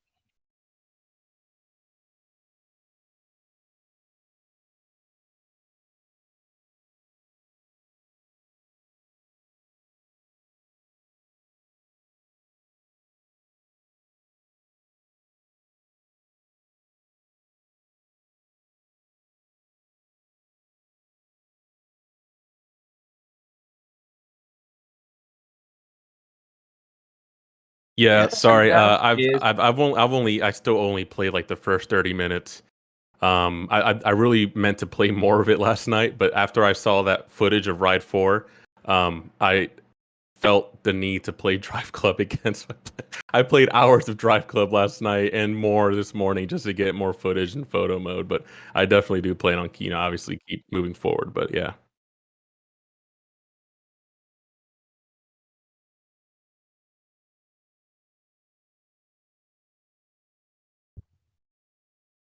Hell, here, Wooly. Here, Wooly. You need to click on I can hear Pedri. you. No, click on the tweet that I retweeted. Yeah, sorry. Guys, can you all hear? Can you guys hear Wooly? Wooly? Type something in the chat if you can. they say no. Oh wait, Wooly, they cannot hear you.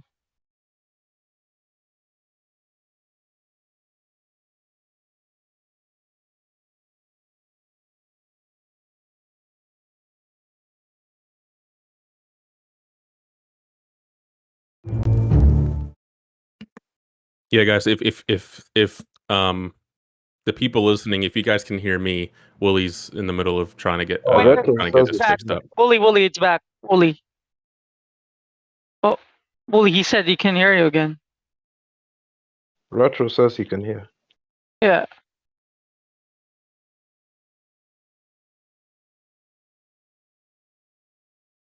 Yep, we can see you. We can hear you.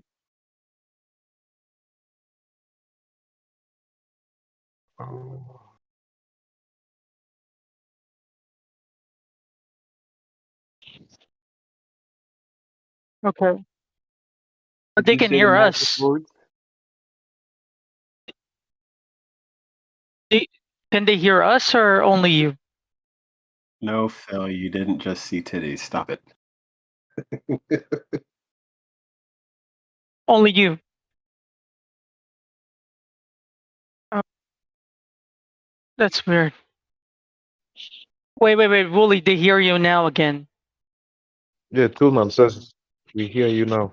I'm a bit confused if that means everybody or everyone Going on? but Willie. Uh,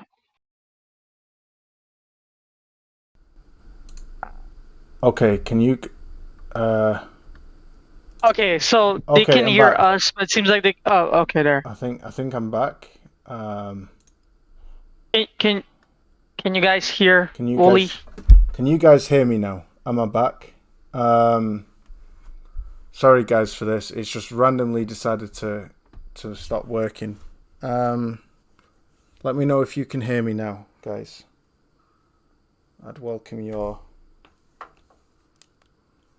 You're not muted, right? Nope. So you guys still can't hear Wooly, is that correct? Good. Somebody just said. Curtis says he hears Wooly. They hear me now. Okay, Yeah, guys, yeah. that's good news.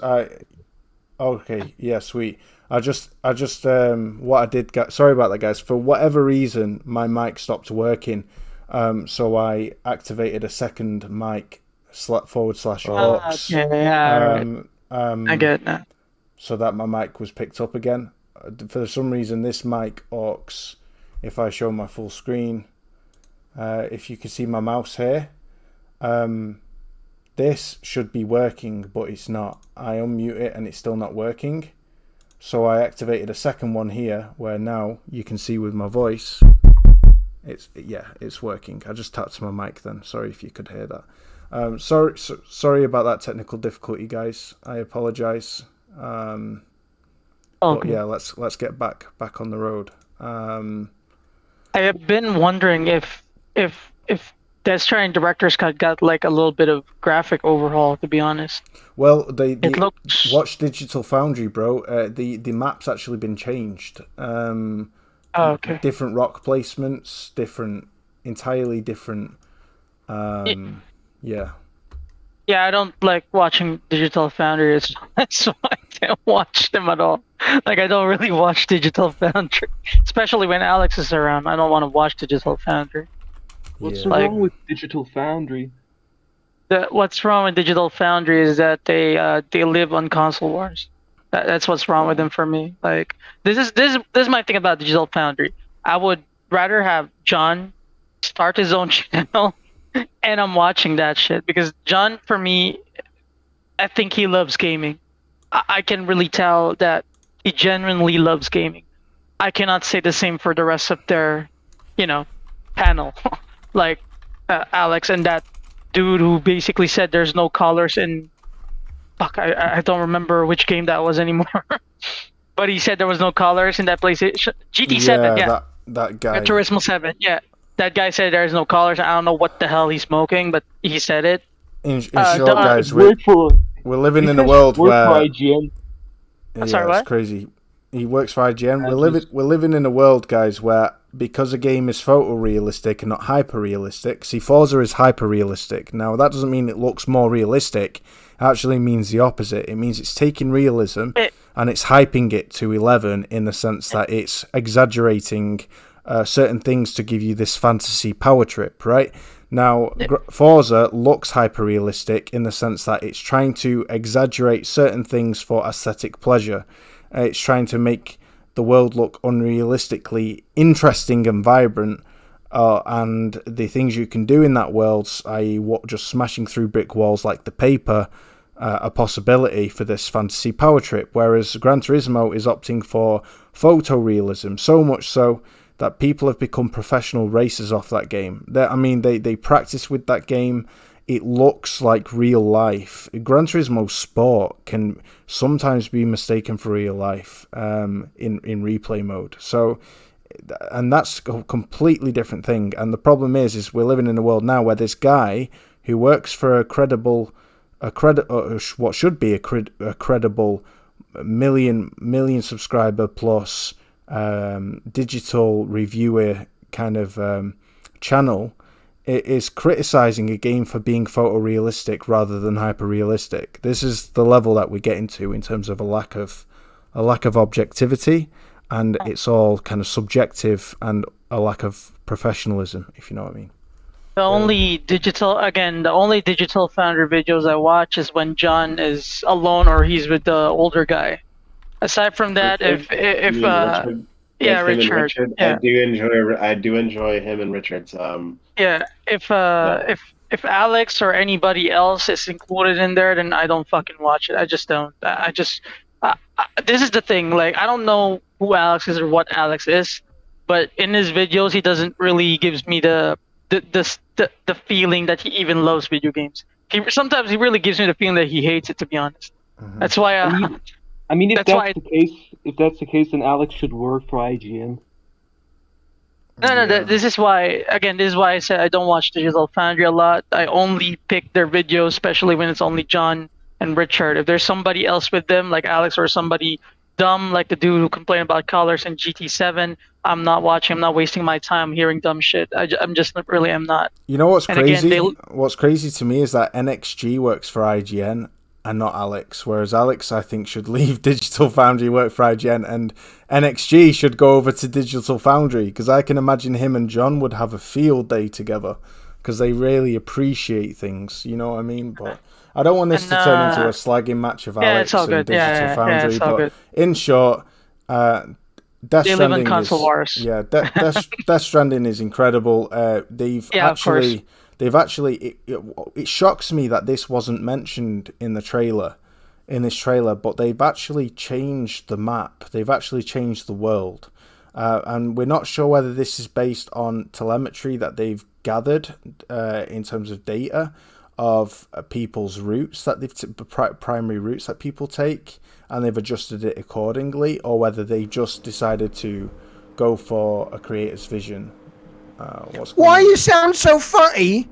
Why you sound like that? David Jaffe, my dude! That's not what American people sound like.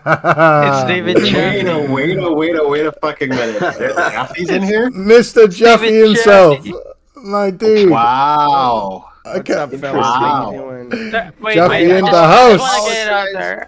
Just want to get it out there. Hold up. I'm fangirling here, guys. I'm fangirling. Fangirl away, bro. Fangirl away. One sec. I just want to get it out there, David Jaffe. Yeah, you're one of my heroes. I really love God of War. That's all I really want to say. Am I really one of your heroes? You would think you think if I was one of your heroes, you'd know how to say my fucking last name, but that's fair. Sorry. Sorry, sir. Sorry. You're my hero, David. Yeah, I think you're great. I've read all your books. Yeah, that's not me. You think it's somebody else now. Well, I thank you for playing our game. I appreciate it, buddy. Absolutely.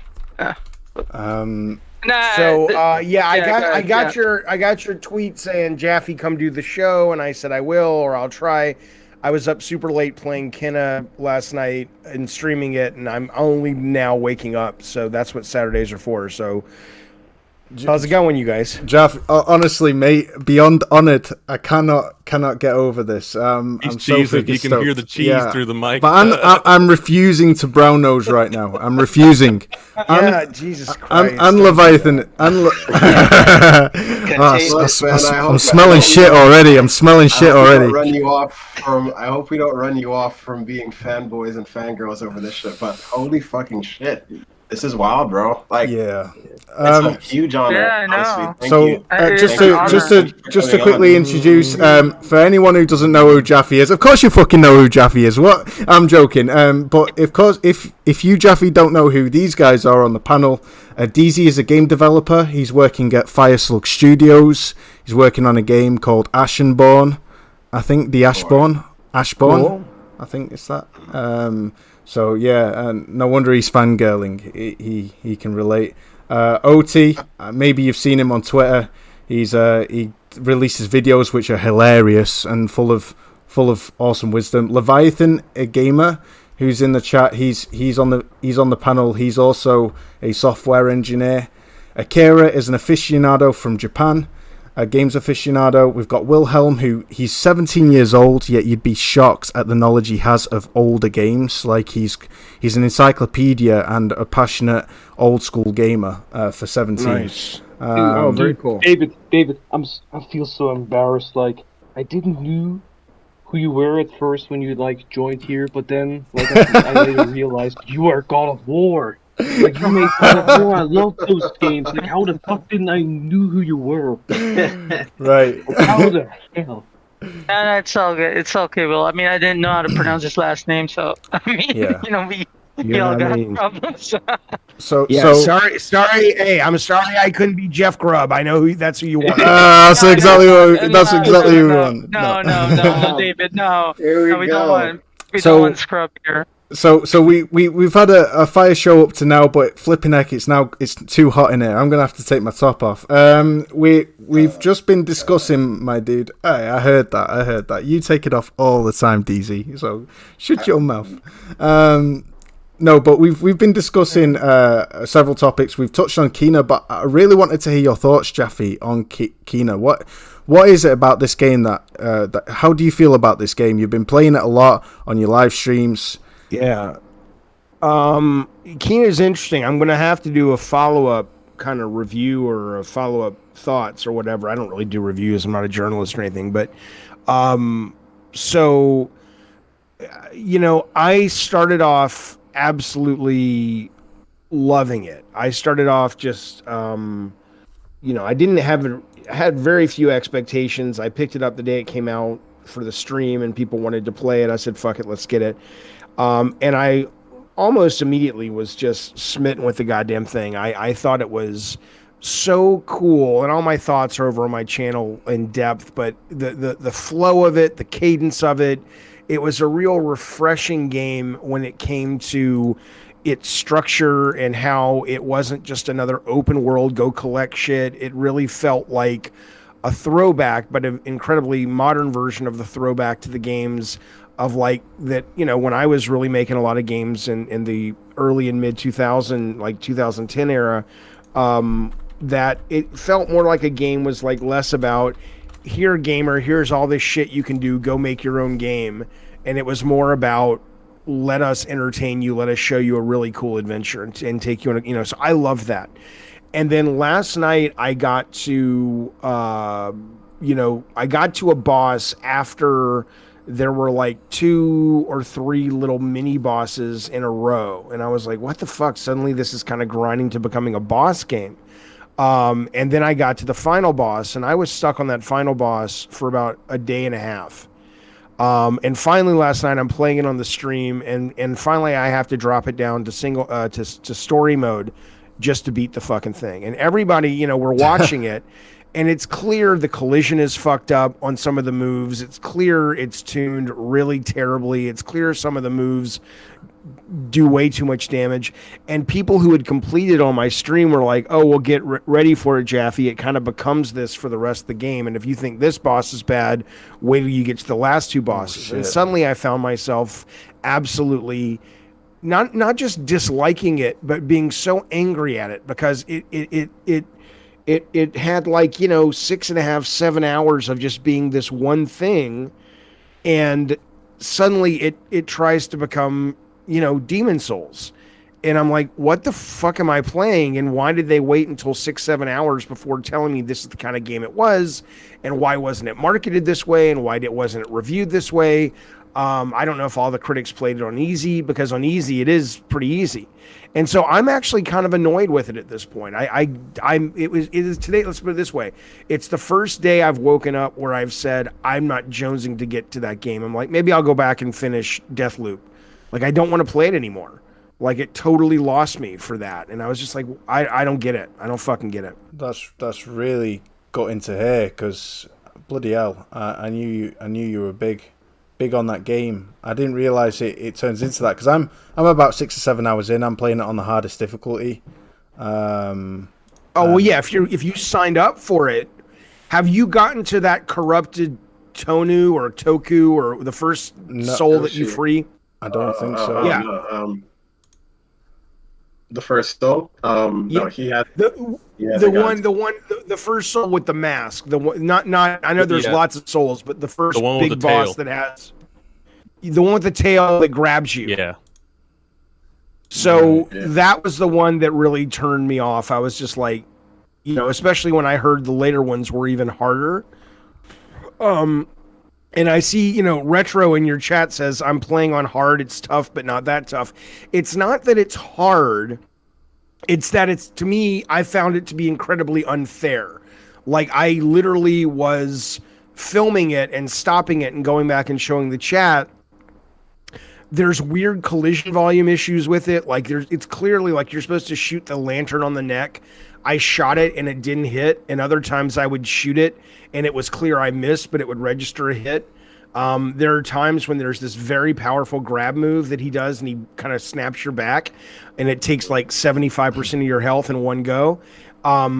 It's clear I'm nowhere near that hand, and yet it snaps me up. It's just there's a lot of that kind of shit that is fine to be a little janky, but not fine to be a little janky when you've tuned your game to demand a level of finesse of play, but the controls don't really give you that finesse, but the game is still tuned to demand that finesse. That's where I kind of step off and say, go fuck yourself. It's like it's kind of almost taking you out of the magic and giving you the flawed game experience. Okay, Absolutely.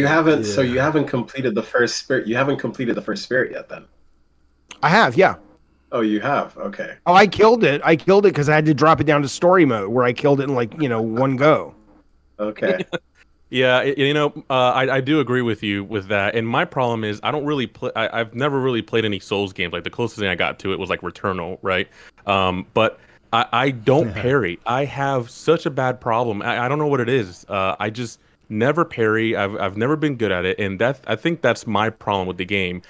Because I had it on standard like spirit mode for like half of the game, and I got to this one part where I just said screw it, and I just went to story mode because I suck at evading and I can't parry worth my life.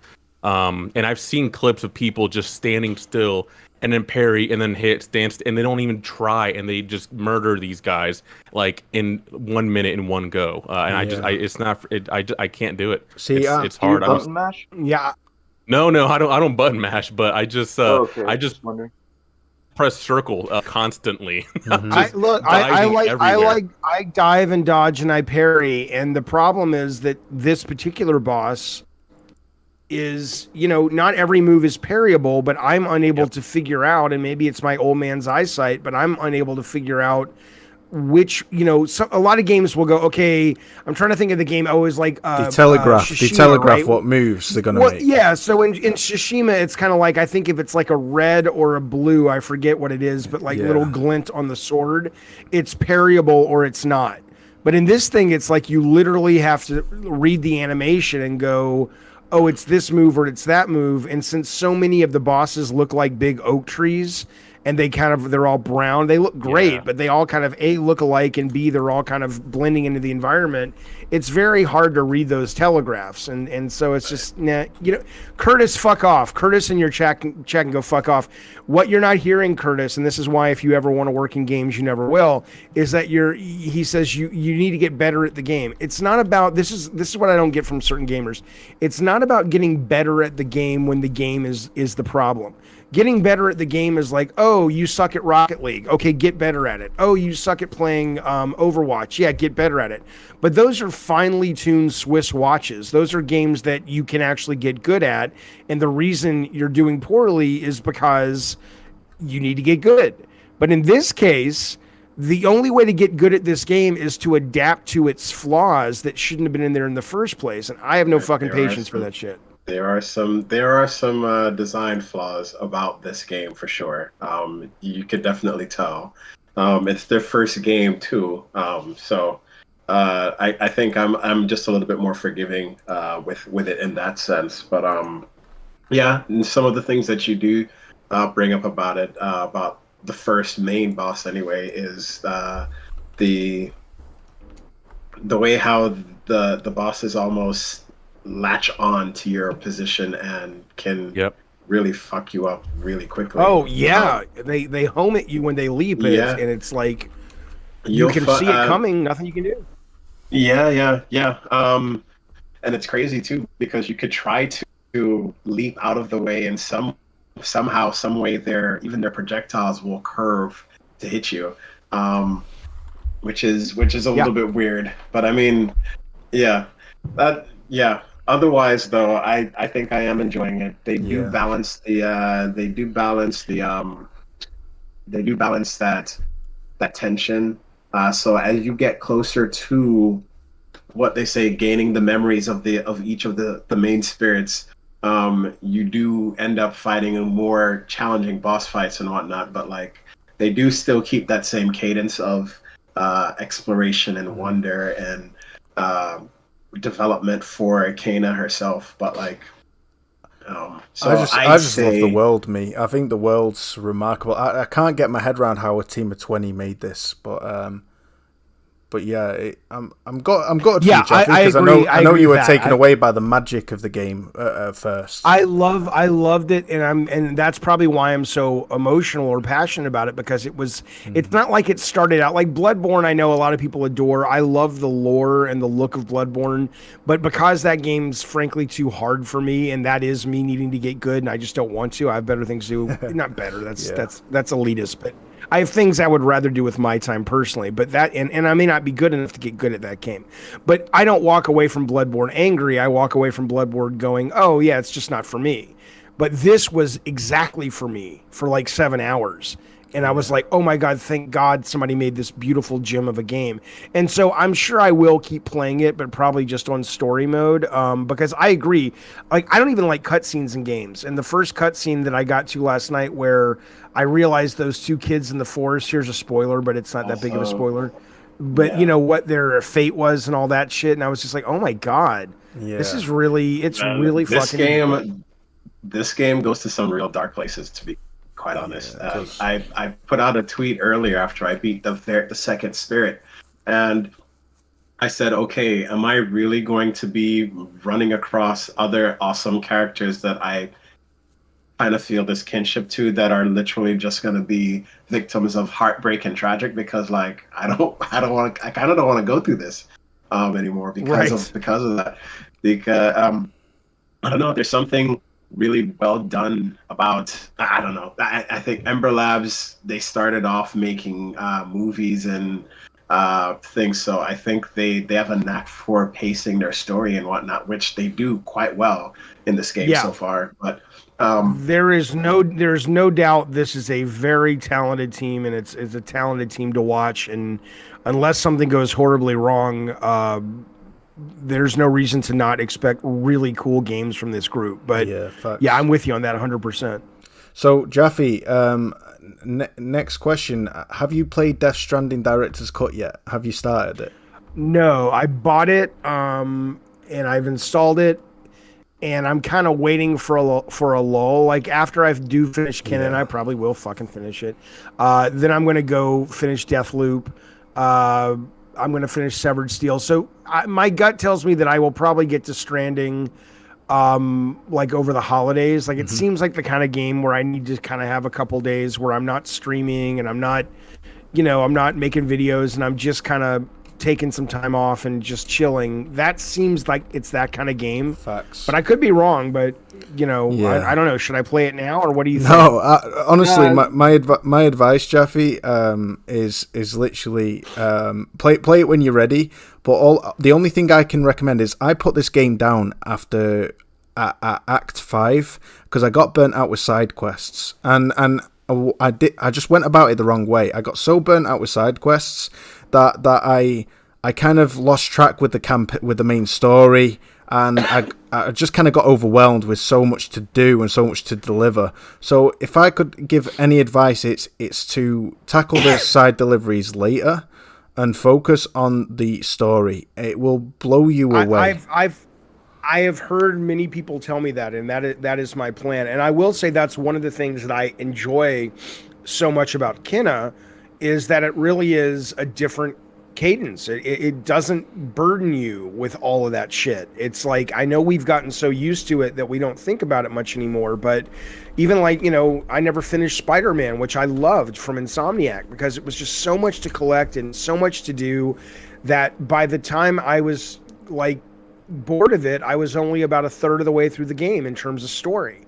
And I think somewhere along the lines, and maybe if Kenna does anything, it'll kind of reintroduce the sense of pacing to single player games, instead of just like, here, I'm the designer, but you do it. You take care of the pacing, player. And I'm like, no, motherfucker, I just paid you $70. You take care of the pacing. That's a good point, and I think that's the whole aspect of I don't want to say the Ubisoft design thing, where they have to fluff the world of convoluted or unnecessary content. But like, I mean, so many open world games these days are go to this sector, alleviate this sector, but in order to alleviate that sector, you need to unlock this freaking tower and everything, and then the tower reveals the more of the stuff. And like some games do it great, some games do it like shit. Yeah, but like, but what you also have to say is while all that's happening, oh, by the way, there's 50 pirate shanties that you could also just pause your quest and go find those. Or hey, here's 10 treasure maps. Maybe you want to go do that. I'm like, motherfucker. Yeah. No. The world. Hire some designers. In credit to Ember Labs, this world is beautifully designed. Like it's a joy to explore. Go on, Akira. Sorry, Brink. Sorry. This is why I talk about RGG Studio a lot when it comes to side quests. David, the RGG Studio is the developers who made Yakuza and Lost Judgment. Okay. And I mentioned when it comes to side stories, it seems like they know how to not overdo it. They know how to do it just right, and they know how to do some variety, basically. And it's kind of like basically they don't ruin your pacing with the story. You don't get burned out with their side stories. It's like what RGG Studio does best, in my opinion. Like sometimes when I play an RGG Studio game, I find myself really excited for side stories as well. Like which doesn't happen in a lot of games. Like how the Yakuza games have I agree. The best side stories I've ever seen. Like side missions are very fun. I hope more games kind of like, I don't know, adapt that. Like, do not overdo it. Kind of like try some, like less is more. Yeah, that approach, less is more. But yeah, it's kind of wishful thinking. For me, I find myself questioning whether it's me or the game, because like you, David, I have ADHD and I'm very impulsive and I don't have patience, and it's the reason why I can't platinum a game. I've been gaming almost all my life. I'm 32 years old, never platinum a game because of that.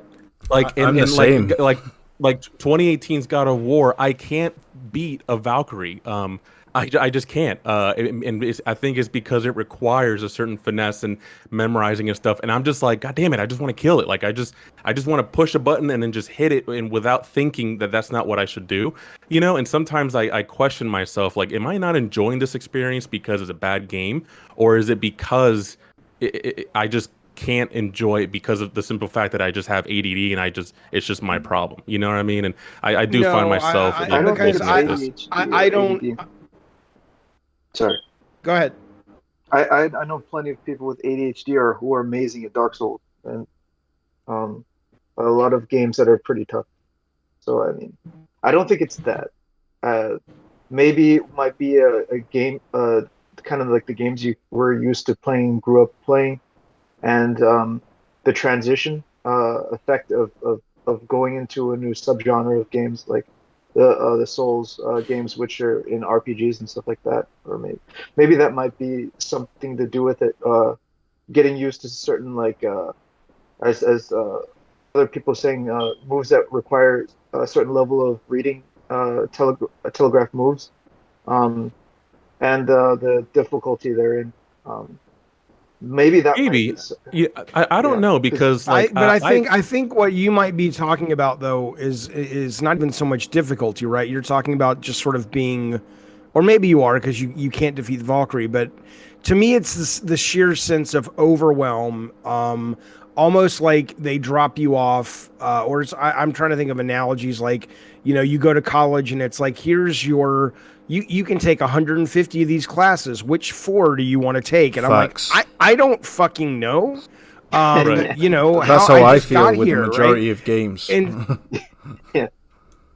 and like it's interesting because I beat Returnal in 18 hours though, but I try to play Bloodborne and within an hour I turned it off. I'm like, sorry, this isn't for me. I know it's like the game of the entire planet since its existence, and I'm sorry, I just can't get into it. But I loved Returnal and I beat it in 18 hours. And according to a lot of people, like when I posted that, they were like, what the hell? Like they're 60 hours in and they still can't beat the game. And so I don't know. I'm just weird, I guess. Well, look, I think Returnal is a better made game than Bloodborne. And I'm gonna end this. I know them's fighting words for some people. I'm not saying it's necessarily a better game for some people, but gamers are funny because it's almost like some of the guys in the chat where it's like, get good. Gamers, I can't speak to other fandoms, but gamers certainly seem willing to bend over backwards to allow for what are clearly flaws or poorly tuned or poorly executed gameplay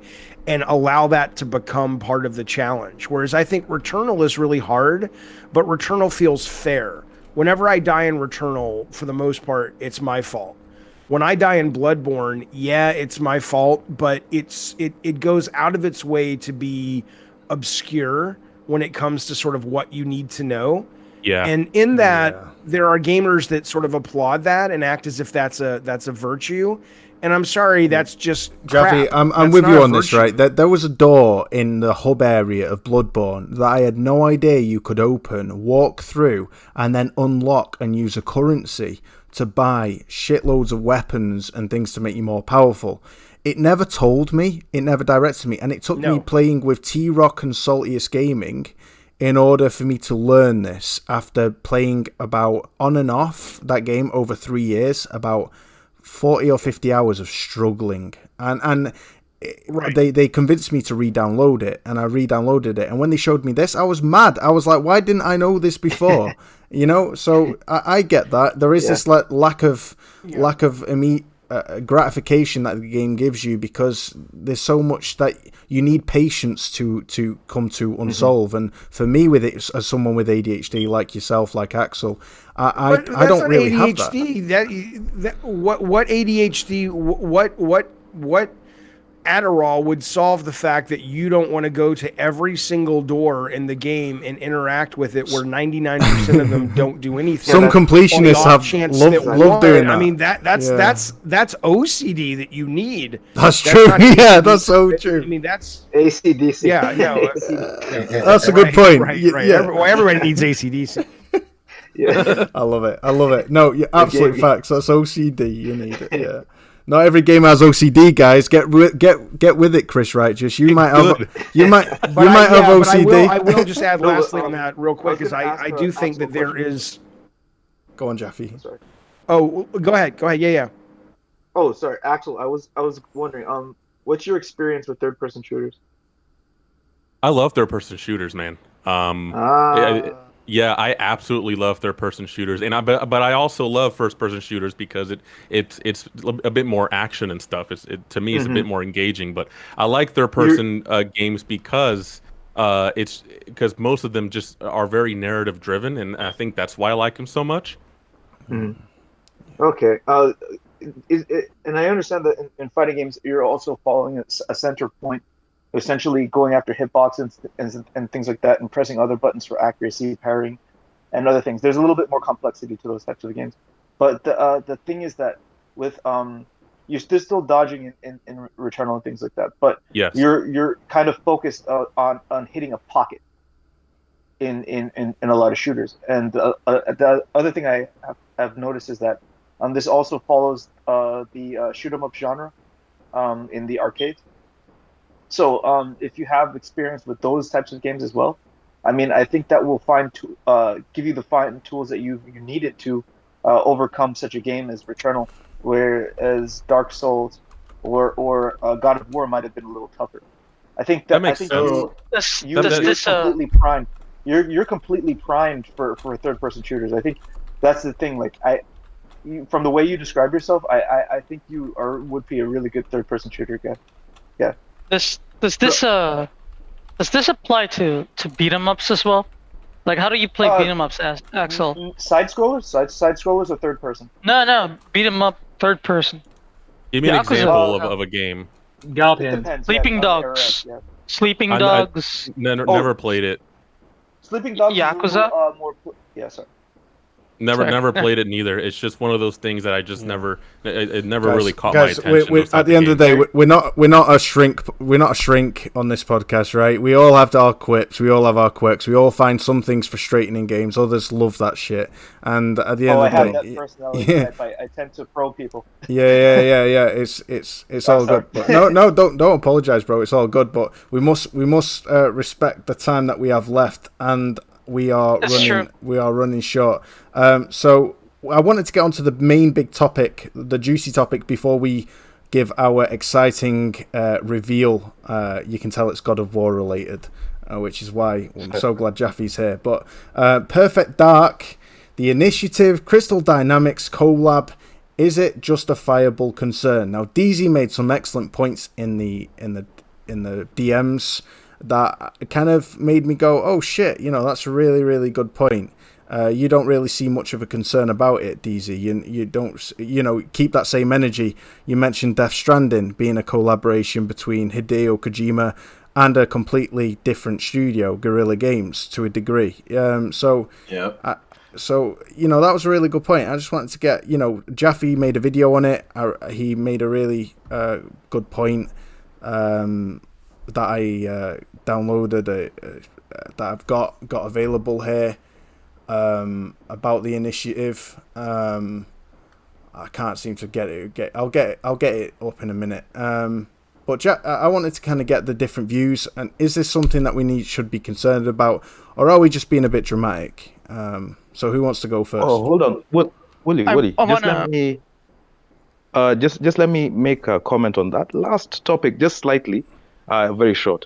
When Jaffe said that the game has to be fair, I really believe in that myself, because there is no game I've ever rated highly that I didn't feel was fair. So, for instance, in Ghost of Tsushima, I put the hardest difficulty and I die once every 5 minutes, but I never I can feel frustrated, but I accept it because I feel it is fair. I know how I died.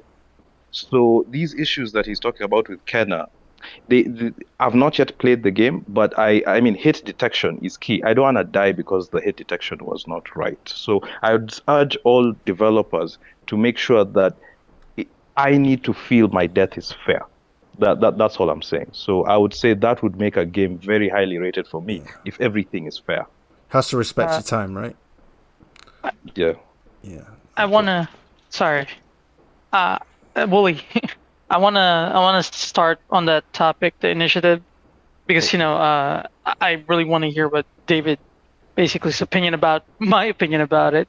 I basically said that I think for a game like Death Stranding, when it comes to collaborations, for a new IP and for a new game, I think it's more forgivable in my opinion. Like it works because it's just a new IP, and I think the main issue with something like Perfect Dark is that it's an existing IP, and it's one of from what I heard from the Xbox camp, that it's a classic IP.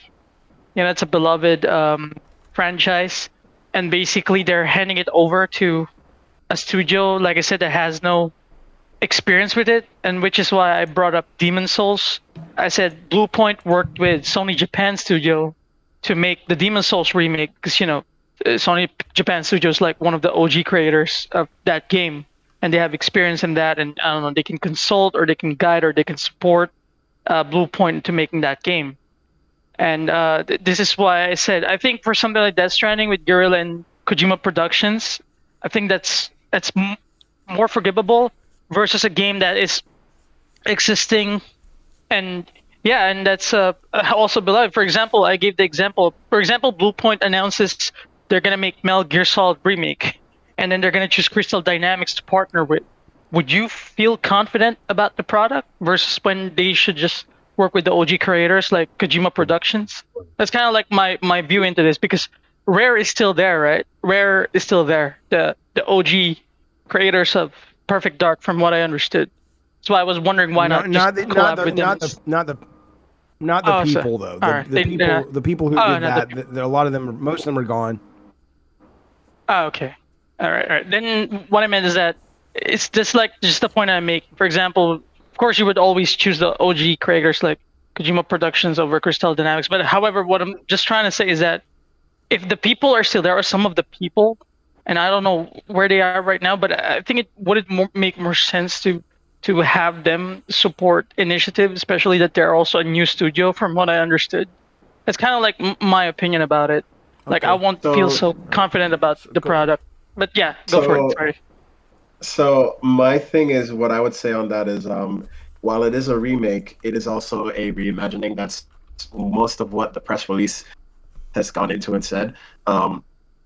They're going in different directions, and they're trying to make genre Dark a far more different character, and they're focusing more on the narrative of who she is and versus just what it is. When Rare created this game well over 20 years ago, it was a thing on Nintendo, and story so much wasn't even all that. It was a spy thriller, a spy thriller thing, but it was just really about good gameplay. But the initiative has been formed to tackle.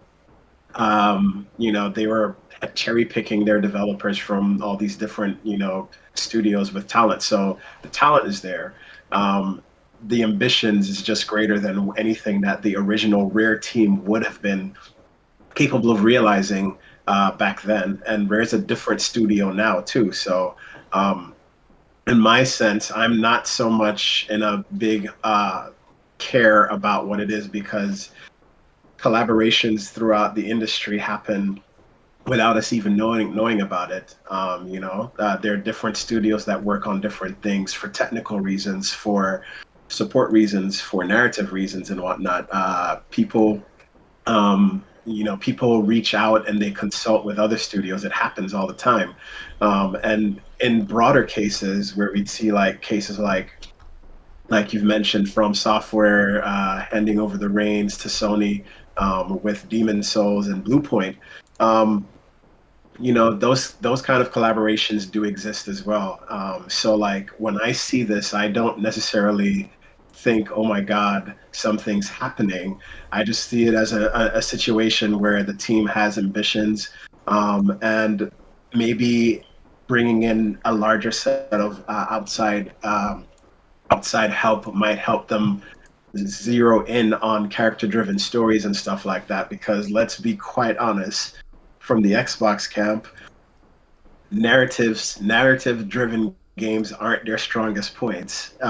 If you look, it's mostly Sony and Square Enix that tackle those kind of things, and Crystal Dynamics is a Square Enix studio, and they tackle Tomb Raider and all those things, and they've refocused their efforts on modernizing Tomb Raider to be very character driven. So that's one of the reasons why I would imagine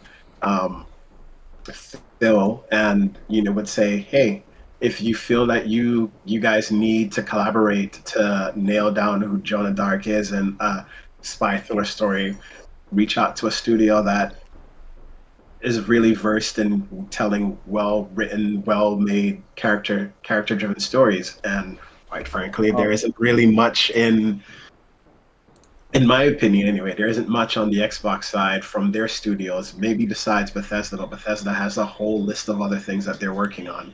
So, it would make, in my sense, it makes sense, but I'd love to hear Jaffe's point. DZ, just let me add to, or let me just give my opinion on this. It's just that for me, I don't mind the collaboration, but why I am worried is there are two things that make me worried. Number one, time. The Xbox community do not want to hear another 2-3 years to play some of these big hits that were announced 2-3 years ago. So when you when Phil said this studio is quadruple A, it put a bullseye on that studio. So I feel like timing is still a weakness for the Xbox camp. Hellblade 2 is still far away. This seems to be far away. This seems like a partnership more than assistance. So I would say that for me, it is worrying that at this stage, a new bunch of developers are coming to assist because of time. In that space of time, before this game comes out, Sony will have hit so many games to the point that even if this game is really good, it might be too late. The other thing that worries me a bit, or let me say I'm concerned about, is management with Xbox. Number one, is it better for Sony to have started a new studio to make Wolverine, or would it be better to grow Insomniac to make Wolverine? I feel Sony has chosen to grow studios in a much more clever manner. Microsoft may have decided to start this new studio, but it might have been too difficult to start from the ground up. It might have even been better to say, okay, we want to do Perfect Dark. Let's grow Rare and add to the team because there are systems in place. Insomniac systems are so well done that it allows them to keep coming out with games very quickly. So it would be best to give Insomniac the title of Wolverine and grow them. So I just feel like sometimes Xbox management don't make the wisest decisions, especially when time is so limited. That's a fair point. So, I don't really have a rebuttal to that either. They're really good. These are all really good points. So, Jaffe, you made a video on this, and you also made a banger of a post where you kind of broke things down systematically into a series of 3 points. I've got this up just here. Yeah. So, give us the rundown, Jaffe. What has your thoughts changed at all, or what's your overall thoughts? No. Let me just preface it by saying, some of the words you guys are using, like worried or concerned. I mean, I don't give a shit. So I think part of it is, part of the some of the communication challenges with this particular story is it goes right to the heart of that console war mentality that I just don't have. I have an Xbox SX, I have a PS5, I have a Switch, I game on PC. I don't give a fuck about any of this stuff in terms of, is this, I'm interested at a development level and a game level, but yeah, I mean, I care for some of these people who are colleagues. I want them to do well, but the idea that it means something more than it is, I think that's first, I want to make it clear that I don't care. And I think most people, unless you happen to work for these companies, it would be healthy for you not to care either, and to get your panties in a bunch, because some people out there are taking this shit way too serious. Okay, that said, though, what I would say on it is there is a problem, whether it's a PR problem for Microsoft or whether it's a management problem and or a literal problem with the initiative. This is not normal. What you usually have, it doesn't mean it's bad. In fact, you could argue it's good, but it's not normal. What you usually have in games when you see collaborations, you have one of two things that have been brought up. You have outsourcing. Like a lot of people are fond of trotting out The Last of Us Part 2 needed 14 studios to finish. It's like, okay, yeah, but those 14 studios were outsource houses. They were houses like Valkyrie, for example, that God of War uses, although I don't think they use The Last of Us on there, that do art assets or level assets or rigging or, here's 25 animations we can't get done that we need for the milestone. Let's reach out to this group in, Hong Kong. Okay, cool, right? So that's, even Bartlett Jones, my last company that was a small games company, we were outsourcing all over the world to get certain things done by milestones. So there's outsourcing. That's the main way collaboration happens, and consulting. Like I brought in a consultant on one of the games we were working on at design level because I had never made a game like that before. The other way that a lot of people are talking about, like, Sony Japan is, quote, helping who was it with the Blue Point with the Souls games or whatever. It's like Sony Japan is the publisher. That's a second party game, right? So that would be like saying that PlayStation was helping Eat Sleep Play to make Twisted Metal in 2012. It's like, no, PlayStation was funding Twisted Metal and they hired Eat Sleep Play to make the game. And so by nature of the publisher developer relationship, there is a collaboration. But that's not two studios collaborating. That's just second-party development or even third-party development in the sense that you could have Ubisoft hiring a small studio and saying, we're a publisher and we're going to pay you to make this game. So that is, I have never seen, any other kind of collaboration, and certainly I've never seen this kind of collaboration in two ways. One of the ways is that you've basically got one publisher going to another publisher, which is Square Enix, and saying, hey, we know you guys have your slate of games and agenda that need to come out in the next 4 or 5 years, but can we basically Shanghai one of your teams? And is that the word Shanghai? I don't know if that's an offensive term anymore, but can we, basically take one of your teams away and use them for our own good? And Square's like, yeah, sure. I mean, it would literally be like, Microsoft going to or Ubisoft going to Sony and going, I know Santa Monica's busy with the new God of War, but after God of War finishes, we'd like to hire their services for 2 years to help us on this game we're making at Ubisoft. And it's like, what? Right? So it doesn't happen that often, if ever. And then on top of it, the press release, which was a press release because you saw 2 tweets coming from the official Twitter of Crystal Dynamics and from the initiative. It wasn't like these are like guys on the team accidentally tweeting it out, or Jason Schreier, quote, breaking the news in Forbes. Not that's quote. He does break news. I just don't like him. So this was them saying, you know, we're doing this as partners. This is not like, hey, we reached out, we're getting a little help from our friends at Crystal Dynamics, and they're helping us with this animation problem, or they're lending us their engine. It's like we're making this game together. And that is weird. And it doesn't mean it's bad. You could argue that it's actually good in the sense that Microsoft could believe in what the initiative has done to such a degree in terms of design and story and IP that they're like, look, you guys are not ready to make this thing you've designed. But that said, hang on one second. Yeah, no sweat. May I speak on? Go for it. Okay. I have 2 quotes from Phil Spencer from 2015, right? But before that, I want to preface this with saying that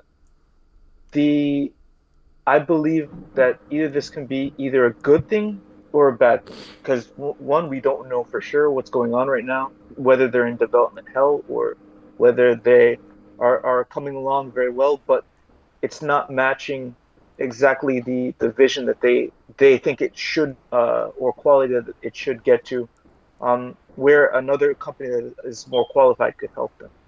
Now, I know Phil Spencer's always been a very big fan of Uncharted. And so, and he has been looking for an answer to Uncharted. Now, I'm going to use these quotes that I have back from when they first paid for timed exclusivity for Tomb Raider, Rise of the Tomb Raider. Okay, let's see. Okay. I'm a totally big fan of Uncharted, and I wish we had an action game, adventure game of that ilk. We've started some, and we've looked at them, but we don't have that type of, we don't have one of that quality today. This is an opportunity. And in that article, of course, later he starts to talk about the expectation of pushback and things like that, because they anticipate these things. They're not dumb. They know what's going on. Mm-hmm. Let's see. Okay, for us, as we've been working together on this, it's a nice franchise for us in terms of genre and how it fits into our first party portfolio. Do I wish I had an owned IP first party action adventure game? Absolutely, but I don't right now. This is one that fits well, and we had such a good working relationship with them. And okay, let's see. Yeah, and he later goes on to talk about his relationship with Crystal Dynamics. But the thing is that Crystal Dynamics definitely made a resurgence with their rendition of Tomb Raider that was, of course, inspired by Uncharted for the Rebirth, which, of course, Uncharted took things from it as well, to be fair. But for this new Rebirth, I think that this might, if this is really going to be something like down that alley where it gives them that Uncharted-like third-person experience, I think this might actually be a good thing. But what is odd for me is that the fact that they had this huge AAA studio, well, quadruple A studio, that had so many talented developers and couldn't get them themselves. You know, so like, I don't know, like, it's a kind of a wait and see type of thing that I think is going to end up having to happen, because we don't really know for sure. And as David Jaffe said, like, there's parts of it that might seem a little weird. Yeah. Hello? Yeah, I think it could be good. Like I said, I think it could be really good in the sense that Microsoft is saying, we believe in this a lot, and we're going to do everything we can to bring it to fruition. That's great. That speaks volumes about how much they believe in it and how willing they are to go to the mat for it. But at the same time, though, if that's the case, unless it's a PR problem where when they announced the initiative, a lot of people took it, and you can forgive them for taking it, that they were building a, as I said in the tweet, soups to nuts, quadruple A or double A or triple A game studio, because it wasn't like they came out and said, we're going to be the kind of studio that's like, we're the creative here, we do the story and the rough design, the prototypes, and then that gets handed off. There are studios that do that. But this is a studio that was never presented that way. This was a studio that, if you look at their lineup, they have very powerful engineers and riggers and animators and lighting people. They have staffed up to make a game, not just to make a design document. And in that, and in the fact that Crystal Dynamics is coming out and painting this as a partnership, there is a sign at a level of execution that something is going wrong management wise at the initiative. And I'm sorry, but and it's easier to believe that than not, only because it kind of seems to be a chronic problem for all of the brilliant vision that Phil Spencer has for Game Pass. And I love my Xbox and I love Game Pass and I love what they're doing as a company. Why they haven't either brought someone in to help Phil Spencer, why they haven't gotten Matt Booty out of that role, or why they haven't brought someone in to help Matt Booty, I don't fucking know. And I don't mean that like I'm mad or anything. It's just, it's a fascinating piece of confusion to look at it and go, guys, you've had this problem for many years. Yeah. Exactly. Why this is solvable. You're not launching the first ship to the moon. People make games all the time now. There are people you could steal from other companies and get this done, but they just don't seem to be able to. At least that's the perception of it. That's what it looks like. Yeah. Exactly. And that's what makes me fear, because even if they do get this game and it's an amazing game, right? Either they might have to take over some of the key people that they used to make that game for a sequel, over, kind of like the initiative. They had to take over, once they bought Gears of War, they had to literally take over guys from Epic. So there's going to be a huge amount of dependence that Microsoft has upon Square Enix and Crystal Dynamics. And that's going to be a more complicated thing that I won't get into, because that's not something I'm not a part of. It's just speculation. But I think that it's going to become more, if this actually works out, it's a good thing, but it's also going to be a far more complex thing than we understand. Yeah, it's a short-term solution to a long-term problem, right? Because ultimately, even if it's the next big hit, they gotta buy Crystal Dynamics, or they gotta figure out how do we, again, that it's still they're giving their customers good games, and that's all that matters. But it is very weird. Yeah.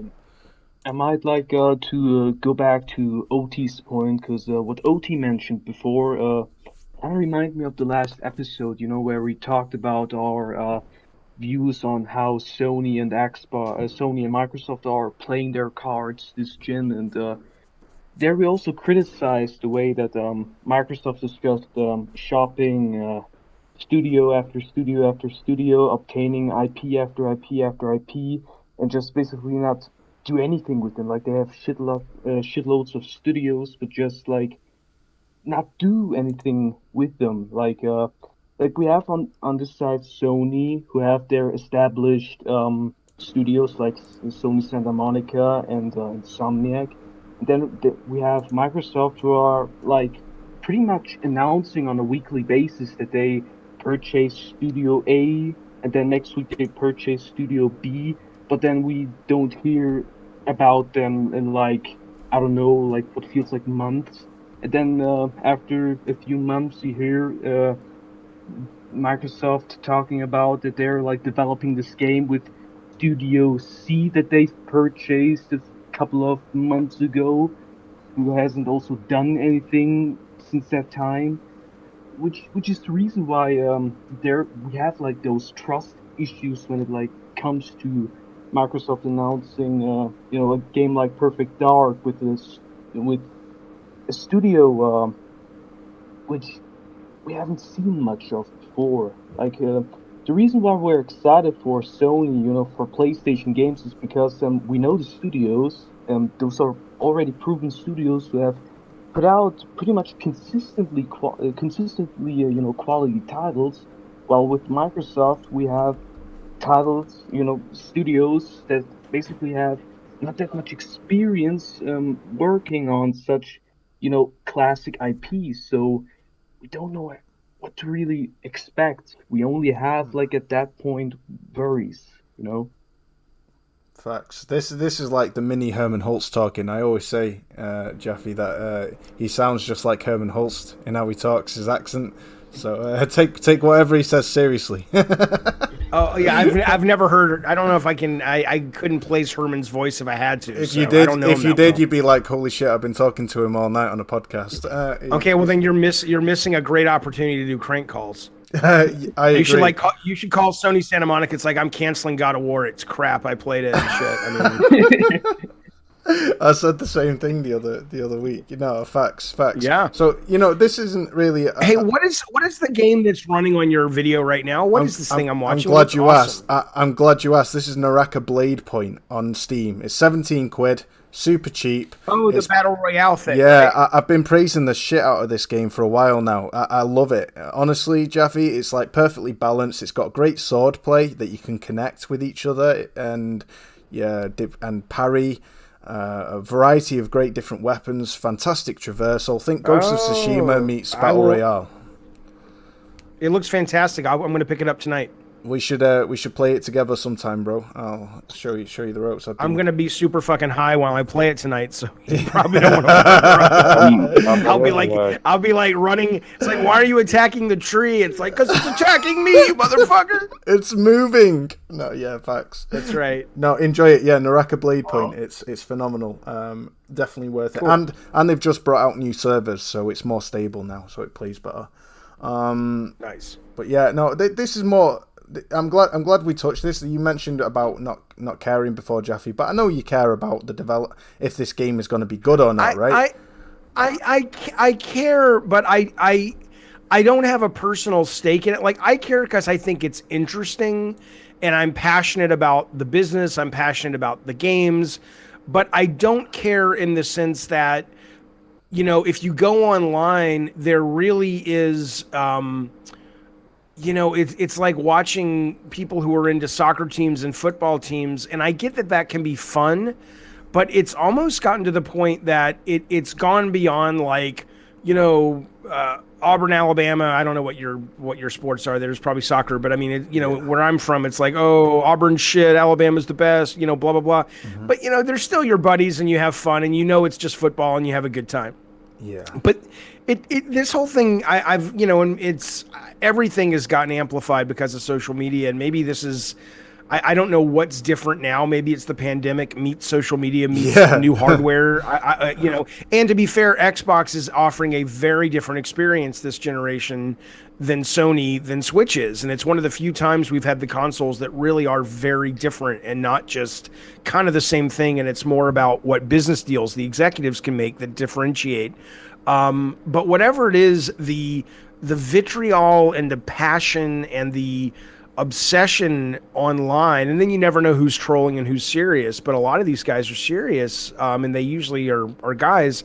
I just find it gross, man. I'm just sick of it. I'm sick of opening Twitter and going to NeoGAF and all that. These are places I usually enjoy going, and I'm just like, oh God, shut up. Especially when I get added in a conversation and it's 2 or 3 people going for like 2 days, and finally I'm just like, mute conversation. I'm like, guys, other people are listening to you sound like fucking children. It's like, nobody gives a fuck. Do you have stock in Microsoft? Why do you care? Just, David, what is the beef between you and Jeff? To be honest, I really don't know what happened. Yeah, I don't. There. I mean, I made it all clear in the video. But basically, I've never really known the guy, and about 3 months ago, I was kind of getting into it a little bit with little Jason Schreier, who I don't like. I think he's done some nice reporting. I don't think he's like the Woodward and Bernstein of our era or anything. I just think, comparatively speaking, he's one of the few people that's actually a reporter in the industry. But that said, though, Schreier and I were getting into it, and it was around that time. It may have had something to do with it, and the Ben Studio thing, and then Grubb blocked me. Not that I followed him, but I saw a tweet about it because somebody was saying, if you go to my channel, I have like a join button and it says like join the fight or whatever. And it sounded like Grub was making some assumption I was some kind of alt-right asshole. And anybody who knows me knows that I'm super lefty, super progressive, and I'm just like, what, you know? So at first I was just kind of like, all right, well, I whatever, I don't care. And then since he's blocked me though, last night somebody sent me a screen grab of my tweets where he was pretty much mocking my assumption about what the Initiative Crystal Dynamics relationship was. And I was just like, dude, you know, you blocked me, so it's kind of shitty that you're, you know, screen capping my shit, but you won't even, you know, make it clear to me that you're talking about me behind my back. I'm like, if you want to talk about it, let's talk about it. But you know, he seems to me like a real kind of petty jerk, but I don't know if he is. I mean, maybe he and I would be. Jaffe? I'm not being sarcastic. I'm saying he and I might very well make good pals. Like if we met and we talked and it's like, no, dude, we're both just passionate. It was a miscommunication. I'm open to that. But now my only responses to the guy has been, he just kind of seems like a real dick. Mm-hmm. Yeah, you get those. No, he is. No, really, it was a dick move with what he did. Yeah. It's true. Yeah, I agree. And you didn't really say anything bad about it. To be honest, you were pretty, I don't know, like neutral to it, if I can call it that way. You're pretty neutral in your opinion about it. Well, because like I said, I like Xbox. I have an Xbox. People accuse me literally of being a shill for Game Pass, and I'm like, I would. If Microsoft reached out and said, Jaffe, you talk so much about Game Pass, would you like to get paid for it? I go, yeah, because I believe in the product. I think it's a wonderful fucking product. But I'm not anti anything. I like games, you know. So yeah, I wasn't like, yeah, fuck fuck the Initiative, they're going down. I was just like, oh, this is really weird. I've never seen this. Yeah, I think the main gripe that certainly I had with the whole thing was that, you know, you had every motherfucker under the sun touting this as a quadruple A studio, and here they are getting Crystal Dynamics of all studios to. Again, the main problem is, again, is this something that I touched on about Xbox Series X in general, where they're kind of overestimating what this really is. Like, it's too much pressure to deliver on. Like I said, introducing a new studio as a quadruple A studio is, for me, to be honest, a mistake, because it just puts a pressure or a target on this studio's back, and they cannot even make games without being judged already, because you know, people only know AAA, right? Now they all of a sudden make up a quadruple A shit, which nobody knows of. That's why the expectations are really high, because it's something that is unknown. However, like Jaffe said in his point one, that it would make sense for this move to be the case if they were an outsourcing studio where primarily that elite team, because they are an elite team, in that sense they're quadruple A, but how can a team of 70 men output a quadruple A product? They need extra manpower, right? So that's where the miscommunication lies, is they're quadruple A as individuals, they're elites, they're GOAT tier devs who have had years and years of pedigree in the gaming industry, and it would make sense if they were touted as an outsourcing studio, whereas actually they've not been. They're a game development studio. They have game developers. So and people who are getting concerned with Crystal Dynamics having a say in how the game's developed, well, I'm pretty sure the says all eventually fall on this individual or that individual and that individual. And if I were to bet money on it, I'd say the team in the Initiative, the OGs who are part of the Initiative, would have the final say. Either the head of animation. You may be right, but I'll tell you something. That's another reason this is such an odd situation, because you're absolutely right when you're talking about outsource houses. Outsourcing houses are not literally, but they are figuratively the contractors that the architects hire to build the house. And so while they may have opinions, if you go to Valkyrie Studios and they go back to Neil Druckmann and say, or they go back to Corey and say, I don't like the way this Valkyrie's armor looks. We think it looks better when it's silver. Corey, of course, being a professional and being a collaborator, is going to listen. But ultimately, they know that they're there to be the hands and some of the brains of Santa Monica. That's what an outsourcing house does. They know what they're signing up for. But if you go to Crystal Dynamics, which have it would be like going to Sony Santa Monica and expecting them to just be servants to Microsoft because Microsoft has hired them. It's like, well, that's not what they do. Why the fuck would Crystal Dynamics, a team that's been used to ruling their own creative roost for, many, many years at this point on AAA games of their own, why would they be like, oh, yes, Initiative, what is it we can do to serve you? I mean, yeah, true. I don't know if that's the deal. And if you look at the releases from Twitter, they don't read like that. They make it clear that Crystal Dynamics is going to have a very large hand in this game. Yeah. Which is the scary part, because that's the dependence factor which followed Gears of War. I want to hear. Sorry, I was going to say I want to hear Leviathan's opinion on this. He's the I don't know how to say it. He's like the sniper in the group. He remains hidden until he chooses a prime moment to let himself be seen or heard. Leviathan, are you there, brother, or are you asleep? Yeah, I'm here. Oh shit, you're here. He's been like he's been absolutely like, I don't know how long you've been playing Halo Infinite for, but you've gone marathons without sleep, right? Well, I got some sleep last night, like 4 or 5 hours. So, well, but that's a start. That was after my drunk friend. Like, I took him to his apartment. So, anyways, with regards to the initiative. Ooh, what happened next? Come on! Come on! You I took my drunk friend to his apartment and just leave it there. Come on, man. You're gonna make Leviathan blush. Yeah. Yeah. So basically, he's like, I'm going back into sniper mode. Okay. Oh man, that's all good. Yeah. So with regards to the initiative, it really depends, because ultimately they're releasing a product at the end, right? So if they're trying to make this ultra high quality product at the end, it doesn't really matter if the studio is that size, as long as they achieve what their goal is. Like, I don't care if the initiative is only a small studio, as long as they have the ability to create their vision without having to make severe compromises to it, and that vision is actually something that will be a good video game when it releases 3-4 years down the road, when it finally comes out.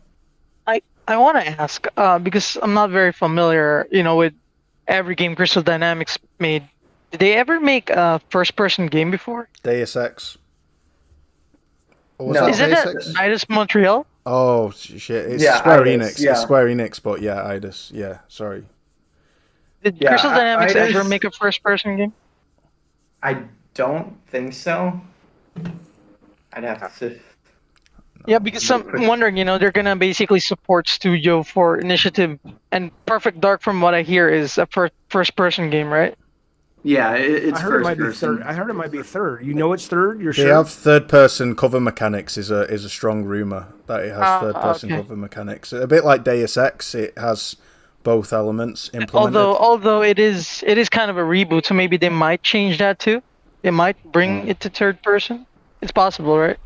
Yeah. Hence, Crystal but it Dynamics. really, I mean, it's a, making a third person and a first person game are very different, but it's not necessarily so different that one team can't be able to do both. You don't, you can't just like gain the tools, but if you're Crystal Dynamics and it's like, we want to make a first person game, they'll figure it out. I mean, Horizon, the guys at Guerrilla went from a first person game to a third person game. It's not rocket science. It's just, you gotta stretch before you get work, Yeah.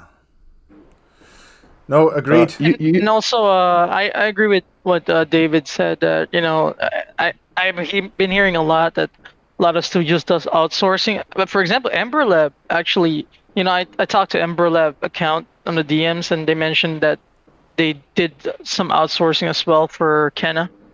They did a lot of outsourcing, but it was not necessarily a different another studio who helped them. It's basically just outsourcing work, like people from our ArtStation, to be, for example. But then you got to like ask, people is this outsourcing or is Yeah. this co-development? And that's a different different kettle of fish. But yeah. no, I mean, but it happens though. It happens. It's true.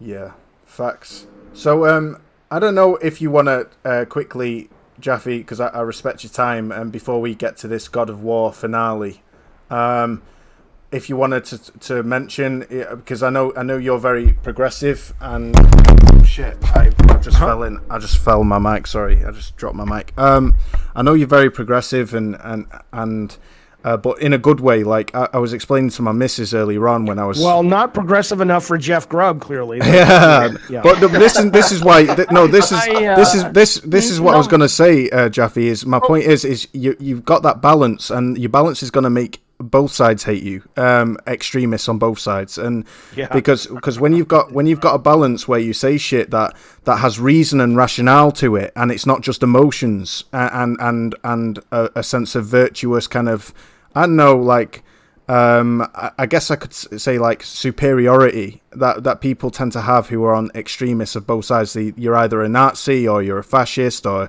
this, that, and the other.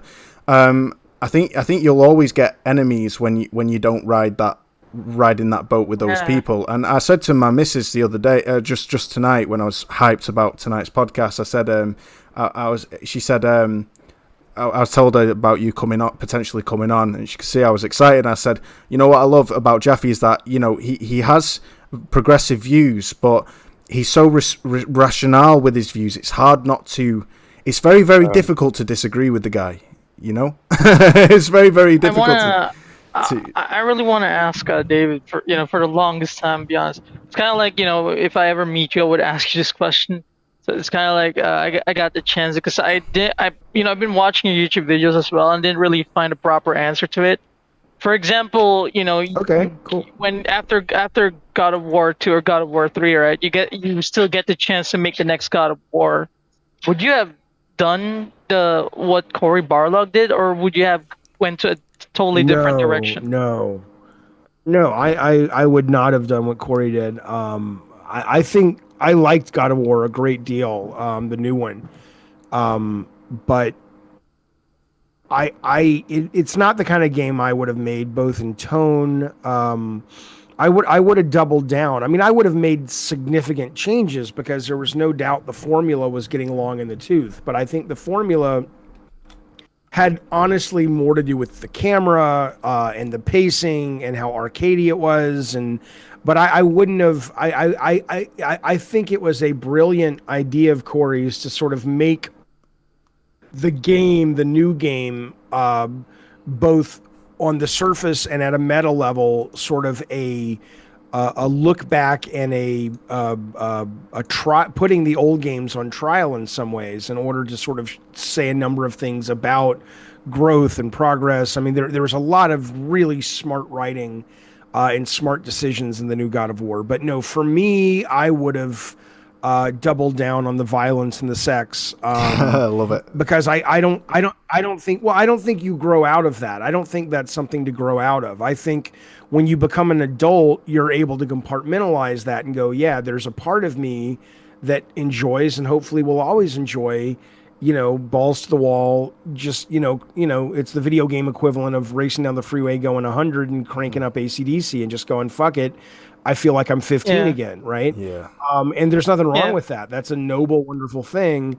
And I think I would have made a game that was a celebration, a continued celebration of that. But I would have gone, okay, but we have to refresh the fuck out of this. And what does that mean? But I would not have done it like Cory did it at all. But that said, I thought what they made was brilliant. I loved it. Yeah. My favorite will always be God of War 2. I'll never forget the riding on the Pegasus. God of War 2 is really great. Special to me. That's a classic. Sorry. I'm sorry again for not realizing who you are at first. Like, I love God of War, I could really like just hit myself for that. Think Like, there about you this for are. a moment. Think about if you have to apologize for that. Like, that would bother me. How dare you not know who I am by my name? What kind of human being can do that? No, you're not that kind of But I person. love your games, man. You're I not love that God kind of of War. person. He knows I know, who you man. are Think by your about it. game, No, not your name. I've been watching his YouTube videos. He's not that. I mean, you know what my opinion about David is basically. This man is so unapologetic about his views and his opinions that, like I said, either you disagree or agree with him, you would listen to him still. What I Like, meant you was would it's give it's him the not time to listen. it's not difficult to disagree Are with you Javi. It's saying? just Are you difficult basically to. saying in a polite way that you want to fuck me? Yeah. Yes, that's exactly what he's saying. No, Fair enough. But Fair enough. David is all down good. to earth. I think. I That's wanted what to. it is. I just. Like, there's people who have egos that are up, like high up there, and they people brown nose them and stuff like that, and they love that stuff. But David likes people to just talk to him like a human being. It's easy. And the thing is, I But to be fair, I'm not like that's only because I've had it. I've had that life where I was at the top of the food chain as a designer for about 18 months. And the first couple of weeks, it was a pretty cool high.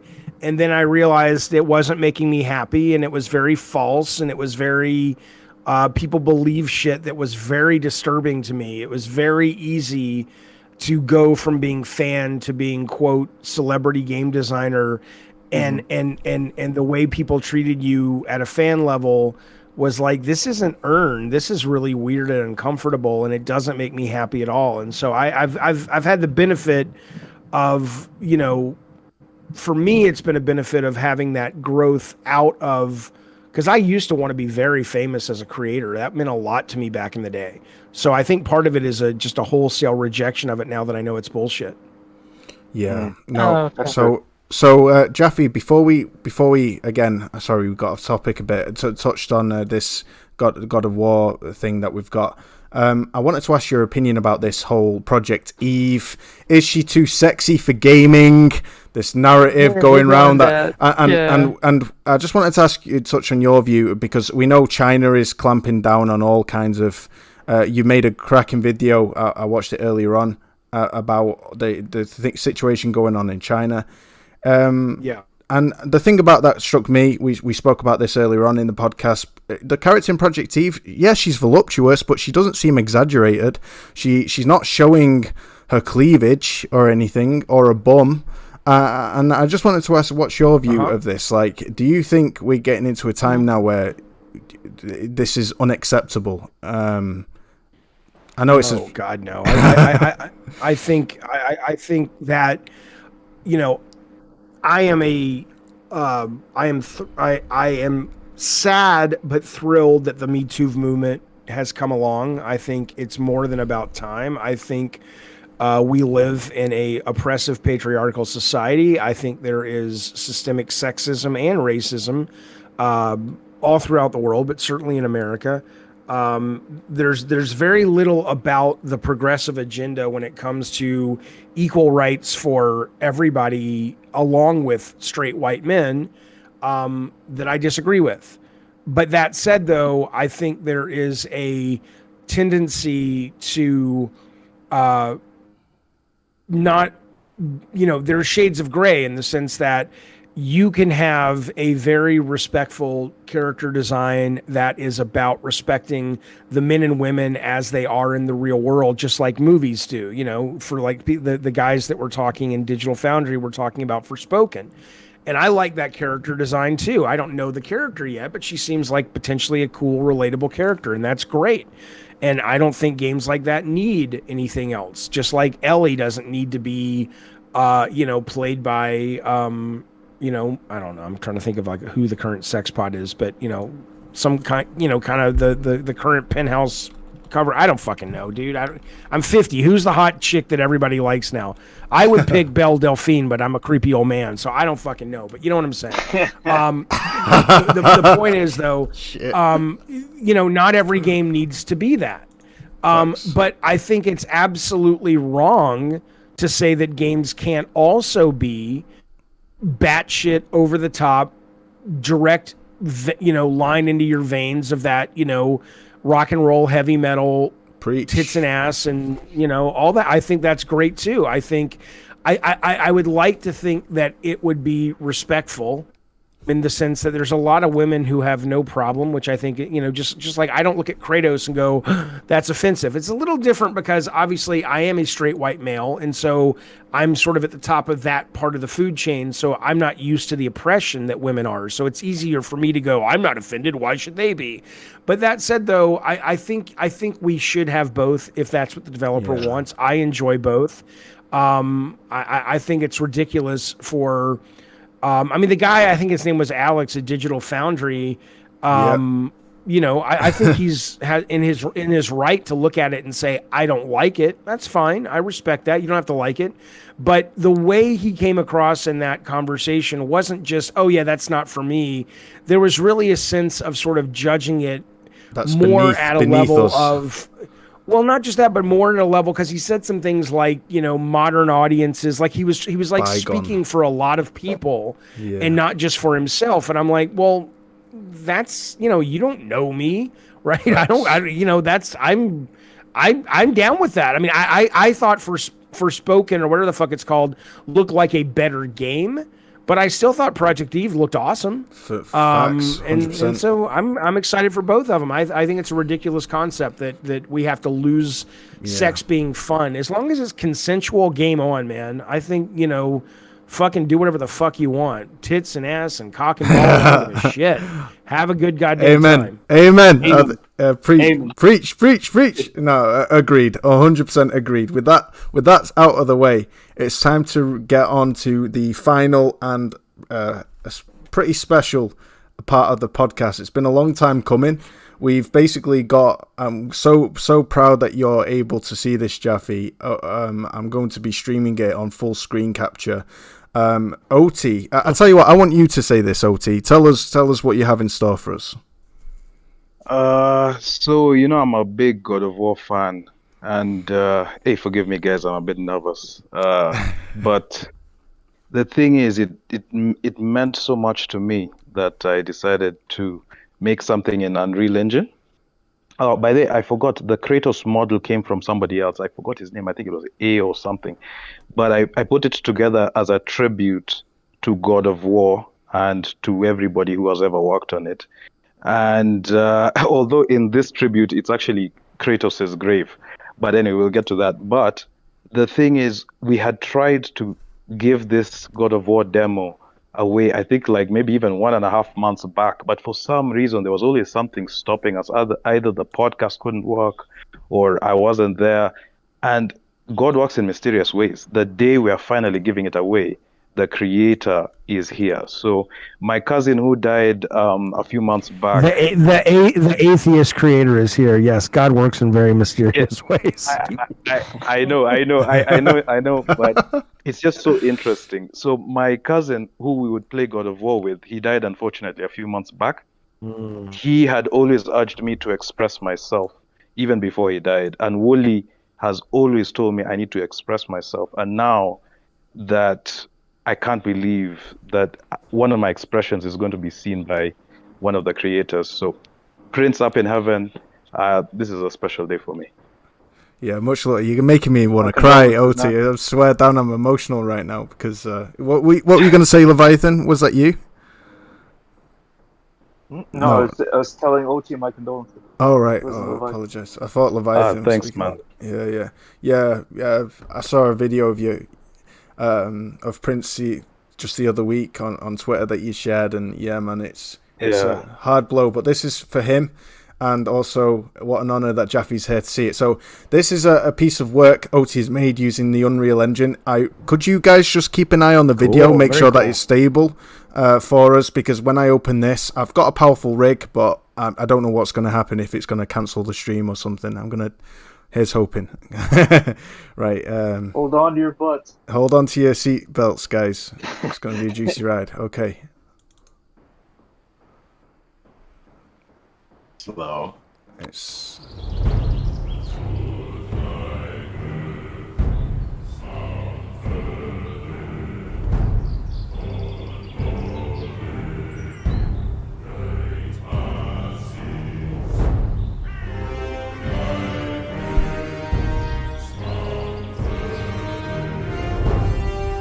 You double click? Did you double click? Are you double clicking? Am I double clicking? Yeah. Can you see this? Oh yeah, I think it's gonna. Here we go. No, it is. Another one. Here we go. Ooh. This is real time, huh?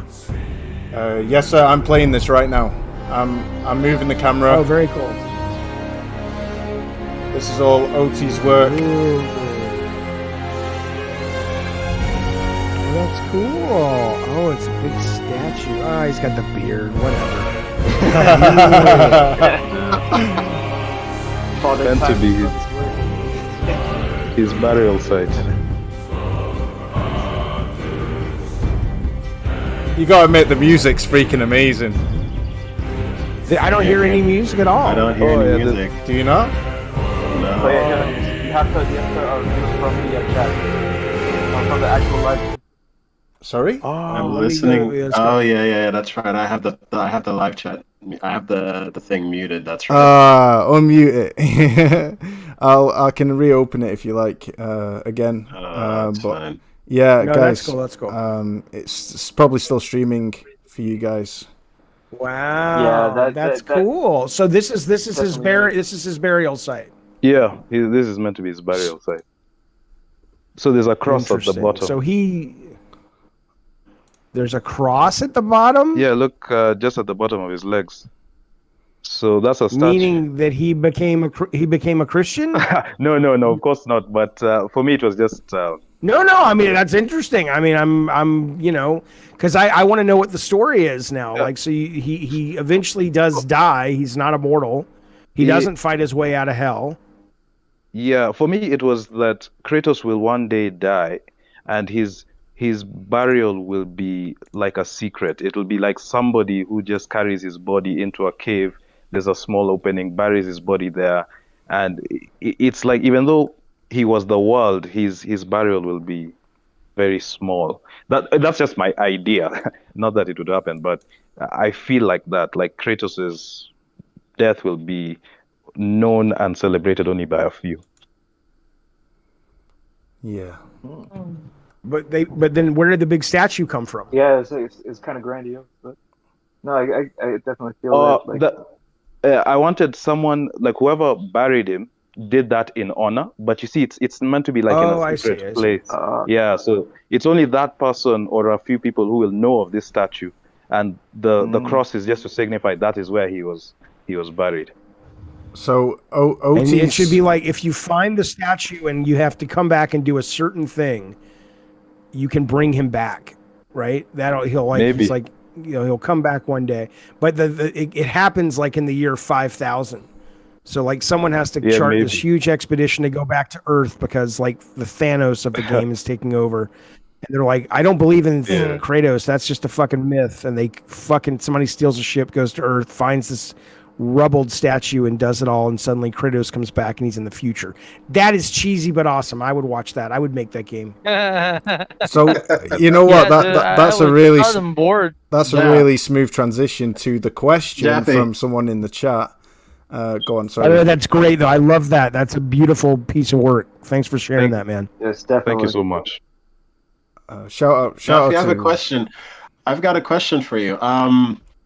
If you were offered an unlimited budget right now from, let's say, Microsoft or Sony or anybody willing to give you that money to say, here, make a game, we'll give you the budget that you need to do it, what would that game be? I don't know, man. I think I might be done. I'm enjoying streaming so much more than I ever enjoyed making video games. But let's say that they said, "Here's ducats, go make your game." I would I would probably do some kind of first-person horror adventure thing, sort of like Resident Evil without the kind of over-the-top cheese stuff. I would kind of hire some people I love who work in horror films, and I would work with them on the world and the script and whatnot, and really try to make something really indie feeling and disturbing in the first person horror space is what I would do, and just make something that is very unnerving to play is probably where I would go if someone said make whatever you want. That's probably what I would do. Wow. I don't know why that one surprises me, only because I remember one of the canceled games that I was super excited for that you were initially making for PS3, I think, was Heartland. Heartland, yeah. Yeah, and that was supposed to be somewhat very political commentary. And yes, these days, politics in video games is a touchy subject because they think politics in video games is driving an agenda or something. But like, why would you not decide to explore something like that, or has just the time for that passed and everything like that, if you were to get the money to make any game you want?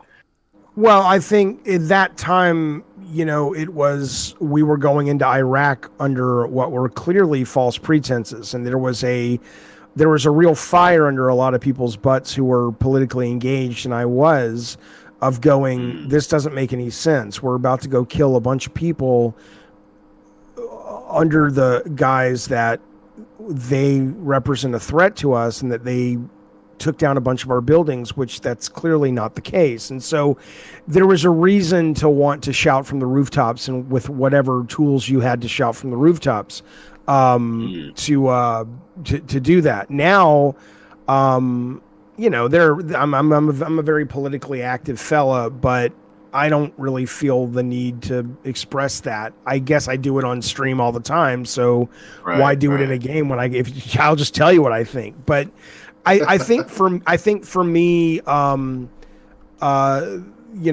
horror space, and I don't mean horror like just the trappings of horror. Like, I don't honestly look at Resident Evil. I don't think Resident Evil is horror.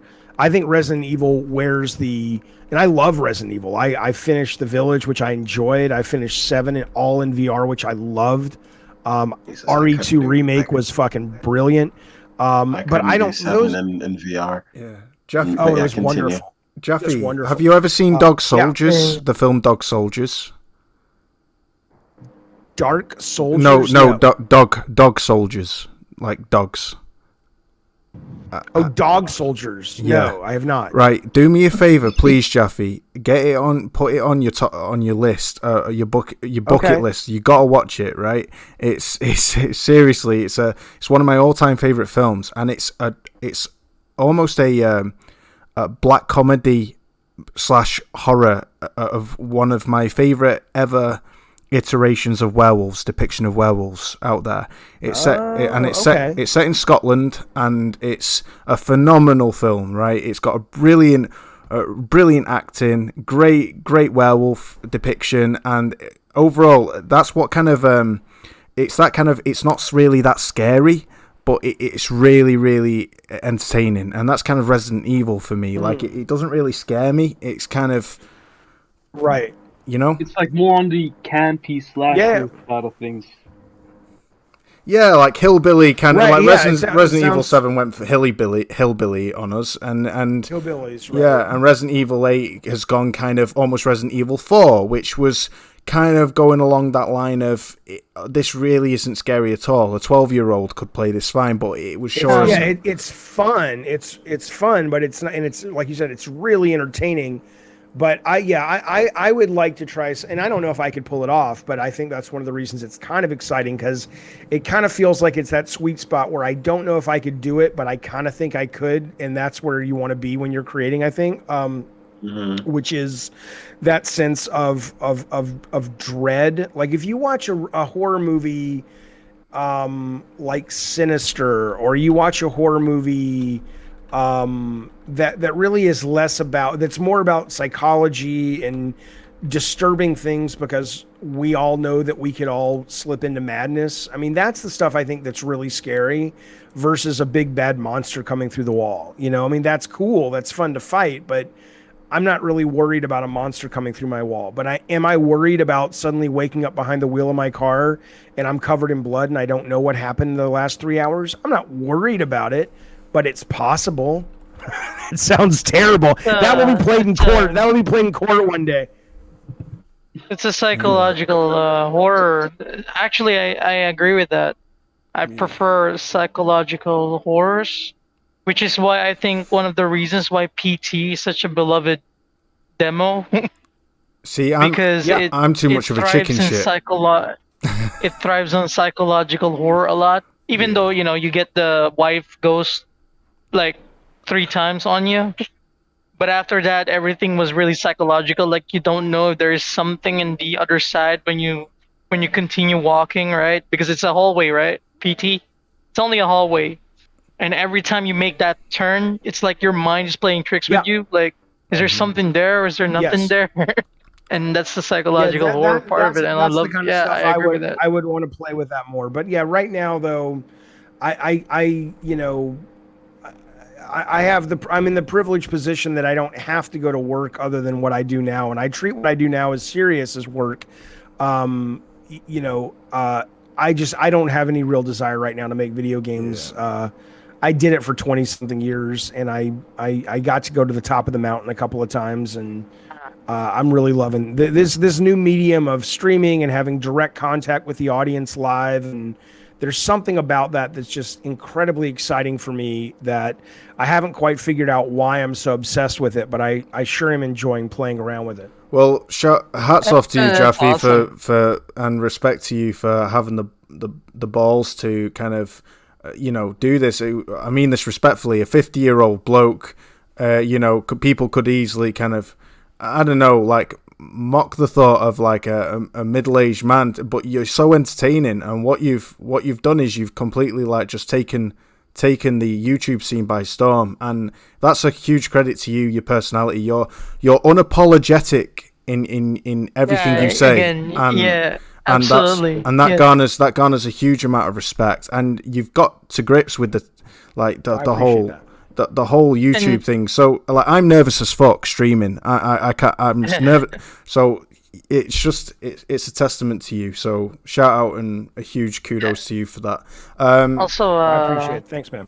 David. Also, next time there's a Sony event, can you do that again where you tease, people?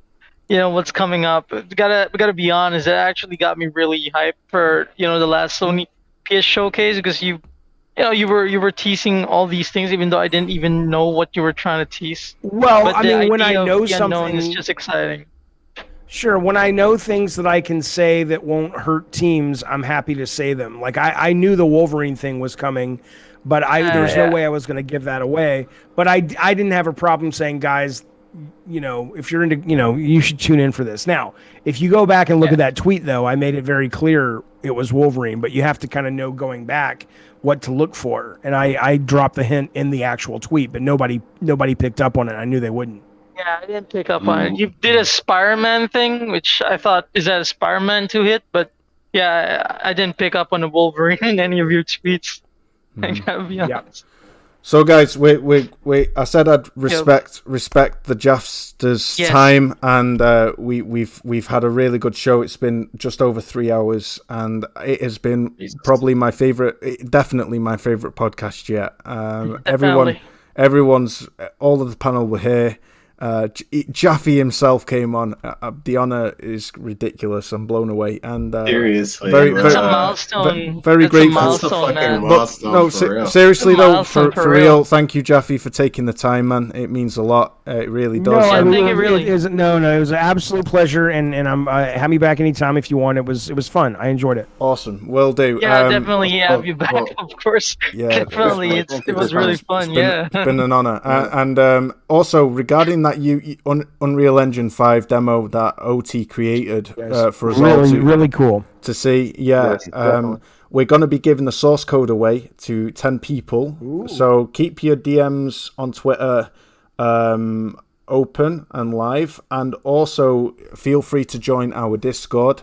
I'll pop the Discord here so that you guys are available to if you don't have Twitter, you're available to drop me a message maybe, and let us know that you were here watching this show.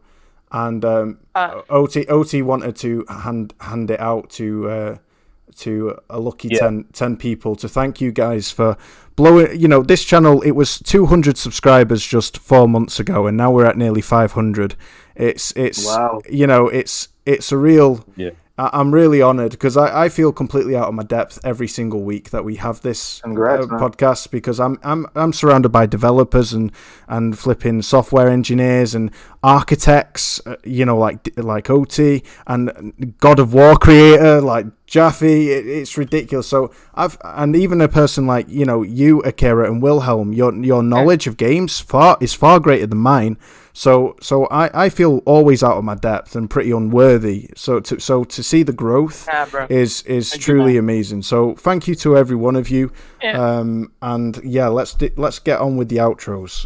So Mr. David Jaffe, where can we find you? Silly question, I know, but silly question. Well, I need to set up like a link tree, but basically, if you go to @DavidScottJaffe, that's my Twitter, and if you go to YouTube and just type in David Jaffe, you'll find me. I'm pretty easy to find. I live on the internet, which is really, other than certain days, it's quite a fucking delight. I love, if I can upload my brain to the internet, I would. I'm going to go feed my children now, because otherwise they won't have food and they'll die. Of course. It's all good. I will talk to David. Thank you for having me, fellas. David, if you're done with thank you. Thanks for David, being if you're Akira, one sec. Hold on. Akira. No. Just wanted to say, David, if you're done with your backlog, please do try Lost Judgment. Okay. When I'm done with my what? It's all good. When you backlog. Yeah. Backlog. Oh, backlog. I thought you said my bath club. I'm like, I don't know what that is. All right, get out of here, Jaffe. Go feed your kids. We love you. Thank you. Yes, all right, bye, you guys. Take care. Honestly, it's crazy. It's crazy.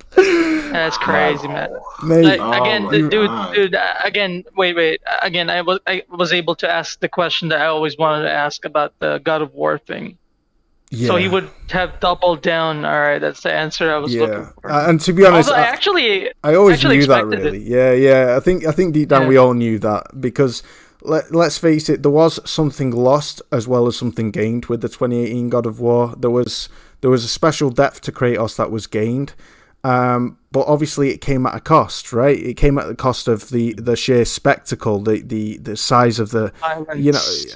Because it was a more intimate experience. But either way, both visions are incredible. And yeah, absolutely. What Jaffe, like I said, God of War 2 will always be my favorite, because that sheer sense of adventure of you are now on a Pegasus riding to, I can't even remember where, it was so long ago, but I can't ever forget what it did to me as a kid. God of War 2 had Kratos in it, right? That was such a spectacle, man. Like fighting Kratos. Yeah. Kratos, the big, his grandfather, the big Titan. Because you meet him in God of War 1, right? You meet him there, but you don't really do anything with him until God of War 2. Yeah. Where you directly fight him. Yeah. So fuck. Crazy. But guys in the chat, hope you all had a great show tonight. Certainly, we loved it. Join the Discord. The link is here. And feel free to David Jaffe, hit us up in the Discord, and we'll be sending that source code to 10 lucky people, either on Twitter or in the DMs on Discord. And by the way, just want to say, tonight should be called the OT show, because OT from the intro to the outro. To the outro. And for good measure, we'll even outro it with the intro video as well. We'll do the same. But yeah, just know that we love you, brother. Prince, is Prince your cousin or your nephew? I get confused. Cousin. He's my cousin. Your cousin will be proud as fuck. Like what you absolutely. Yes, definitely. And we just know you're such a special part of the community, and you're blowing up because, in my opinion, you bring something truly special, and you're a really special guy, and we love you. So yeah, hats off to you, brother. Yeah, OT, bro. Where can we find you, OT man? Where can we find you? To be honest, I always forget my own Twitter handle because the numbers were around. The number, OT, you can change it. OT, you can change OT, it. it's possible to change the ad. Yeah, you can change it. Yeah, I changed mine 4 times. I changed mine like 4 times. To the date of a game that's releasing. But you can change. For those who don't know, you can find OT currently before he changes it. I'll DM it and I'll put it in the chats. Although OT is pretty easy to find. 0928 0470. Or just type in @OT on Twitter and you'll find it. Yeah, OT is easy to find, to be honest. Yeah. Just look. Especially you like with the videos, like @OT, and then you just search for the videos and you're gonna find them. You realize it's like 2:00 it's like 2:30 in the morning for OT now. So this guy's probably pooped. I'm still. Yeah, bro. But OT, feel free, mate. Anytime you need to drop out to get to bed, go to bed. Go to bed a proud man. For tonight, you showed off your content to the God of War creator. I mean, what a better time, right? Yeah. That's awesome. I'm so glad I asked him tonight. I asked him tonight. Who can actually say that they were able to dedicate to the God of War creator, and then talk with David Jaffe. Be on the show and say that, hey man, I really appreciate that. Thank you so much. Like, facts. Where else could this happen? But the Company of Gamers podcast. Only on our fucking podcast. What a day. Dude, and again, Wooly, you got another opportunity. He said he'll be happy to be back. Yeah, I'll be sure to peck his head, and I'll choose my times wisely. Absolutely. But I asked him tonight because I knew what OT was bringing tonight. And I just thought I'd take the off chance. I'd suck up the courage to ask him, and sure enough, Jaffe delivered. I've got goosebumps, man. I'm so stoked, and I'm so happy for OT especially. Listen, I was on the back of my screen fanning my chest. Okay, it was the fangirl moment. So cool. Oh god. Good for you. No, seriously. I mean, obviously, I'm in the industry and whatnot, and I get to talk to some of these people, and I do get to, I know certain things that happen within the industry and whatnot, and I see things turning, but like very rarely did you get to sit down and have a moment to chop it up with people who you've adored their games from when you were young, so like I'm 36 now, and to play something like to have played something like God of War on PS2 and 23 plus years later or so, to be sit down and actually chit chat with the man himself who started that franchise, that is wild. So like, yeah, crazy honestly Willie, hats off to you for even thinking that you could do this, because you are the fucking audacity right now. Okay, that is what I'm calling you. Your nickname is the Audacity from today forward. So like, you are the fucking Audacity. So like, this is it, bro. This is it. I don't think. Yeah. No, you did great, Wooly. You did great. You did great. Like Jaffe, I said, if you're listening, Jaffe, when you're listening to this, thank you again, man. It's been an honor, and I'm so happy I was able to ask you a question to pick your brain about Heartland. I never even thought that I would even get a chance to, to ask something like that. So I appreciate that, man. Seriously. Yeah, absolutely. That guy terrifies me in so many ways, because not only am I kind of in awe of Jaffe, but I'm also shit scared to ever cross him, like in the sense of ever have a disagreement, because if you disagree with the Jaffster, let me tell you, you will lose. He's a very difficult man. He's a very difficult man to disagree with, because you cannot ever disrespect the guy, because everything he says has a certain way about it where you're like, Yeah, I really, really like you, dude. Even though we're disagreeing, and the way he articulates himself is unapologetic, and he's just very, very difficult to not like, even if you disagree. And if you disagree, then it's kind of a right. Well, let's sit down, motherfucker, and we'll talk. And that's how Jaffe kind of talks to you, right? And that's how it should be. But you did well. But Will, you did well. Like you aren't the guy who literally forgot who he was. Will, for crying out loud, cut yourself some slack. You're 17 years old. Bloody hell. Do you know when God of War came out? Yeah, I know, during the early 2000s, but I still played those games and I loved them. Dude, you were a baby. It's fine, man. Just cut yourself some slack. Cut yourself some slack. And you know what, on that note, DZ, where can we find you, my brother? You could find me on Twitter at EXP7Davis. I'm also going to do the needless plug that I always do here, even though the team is hard at work. Check out Fireslug Studios. They're at Fireslug Studios. They're an awesome team. We're working on something special. They are doing something amazing, and I can't wait for them to show off what we've been working on. Facts. In greater detail. So, I'm excited, keep bro. a lookout for that. Keep a lookout for that. And yeah, man, that's where you can find me. Yeah, facts. I'm excited, bro. I played your game. I played the combat demo, and that was a while back. So whatever you have in store now it's exciting times, my dude. Mr.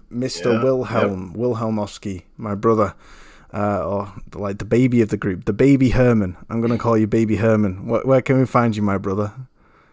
I still have essentially nothing to promote.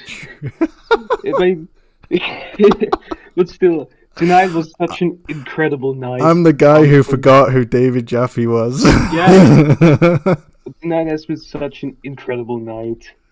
Holy hell. Like, David Jaffe, Mr. God of War himself was on there. Yeah. It was such an awesome time. And OT, your unreal tribute to God of War was really beautiful, man. Hey, thanks, man. Really yeah. OT sounds so awake right now. I wonder why. Even though I'm fighting back tears.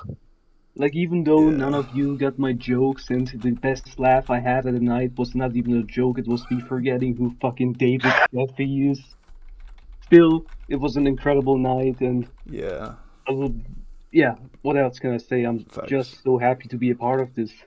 Yeah, 100%. Wilhelm, honestly, the moment you first starred on our podcast for the first time, I knew you were a keeper. You bring a lot to the table. Give yourself a pat on the back, and go write an apology letter to David Jaffe. Right? And you'll grow to be greater. And Mr. Akira Yagami, where can we find you, my brother? Yeah, guys. Right now, you can only find me on Twitter. It's at Akira092421. Release date of Lost Judgment. It's my game of the year right now. It always has been ever since it was announced, to be honest. I'm having the time of my life. You check my Twitter, it's basically all I post. It's it's all I post right now. And I mean, dude, I have like 4 hours on the game and I haven't even got started chapter 1. Like, it's that I'm that addicted. But I do spaces here and there, mostly about games, because everybody talks about controversies and topics already, so I want to be more game centric. And yeah, guys, OT, the Kratos statue is really great, man. Like I said, hey, thanks. It's a great tribute. It's a great tribute. I'm pretty sure Prince is happy right now seeing that. To be honest, it's just great. And this is why sometimes when people ask me what video games are to me, I don't really call it a hobby. I call it a part of life. To be honest, that's what I call it because of situations like this. And yeah, Wooly, man, dude, you got David Scott Jaffe on this podcast. I've The never really fucking audacity. I've That's all never I'm. really thought. If you don't change your name to Audacity for a week, dog, I'm finding you in Manchester. I swear to God, bro. I'm whipping your ass. So Hey, like, I've I need never to see this done on Twitter. Your name is the Audacity for a week. Okay. DZ, at least let me buy you a pint first before you. I've never really thought I was able to, get to talk to somebody like, David Scott Jaffe. It's crazy. And again, I was able to ask my question again. It's a milestone, man. Like, and again, thank you for all you guys. You guys are awesome. Again, this has always been fun. And yeah, we gotta keep. We're just gonna keep doing this. Thanks again. That's all I'm gonna say. It's been awesome. It's been awesome. Yeah, guys, tonight I'm for a 10th episode to have the intro, the UE demo, the UE5 demo from OT, to be played in front of the creator of God of War himself, David Scott Jaffe, on this podcast, to have all you in the chat. We've just gone up 30 subscribers in one night. We were at 450, now we're 480. It's just, I'm stoked as fuck, and I'm super honored and grateful, not just to the panel but to you guys in the chat. Thank you so much for making my week. It's been a tough week. My missus was laid off, work was making cuts, been a bit down in the dumps. No, she's finding work already. She's so talented and skilled, but the initial fear and shock was kind of the real, and the emotional stress. And thank you, OT, for your kind messages on WhatsApp, brother. Appreciate it. But so yeah, it's been a bit of an emotional week, and for this to happen tonight, it's just been that absolute highlight, and I'm on the moon. I'm on cloud 9, and I'm super proud of all of you. And to everybody in the chat, everybody in the chat, we love you. Thank you for watching Company of Gamers podcast. Oh yeah, bro. We will see you guys next time. Young out. Peace. Show out. Bye. Peace out, guys.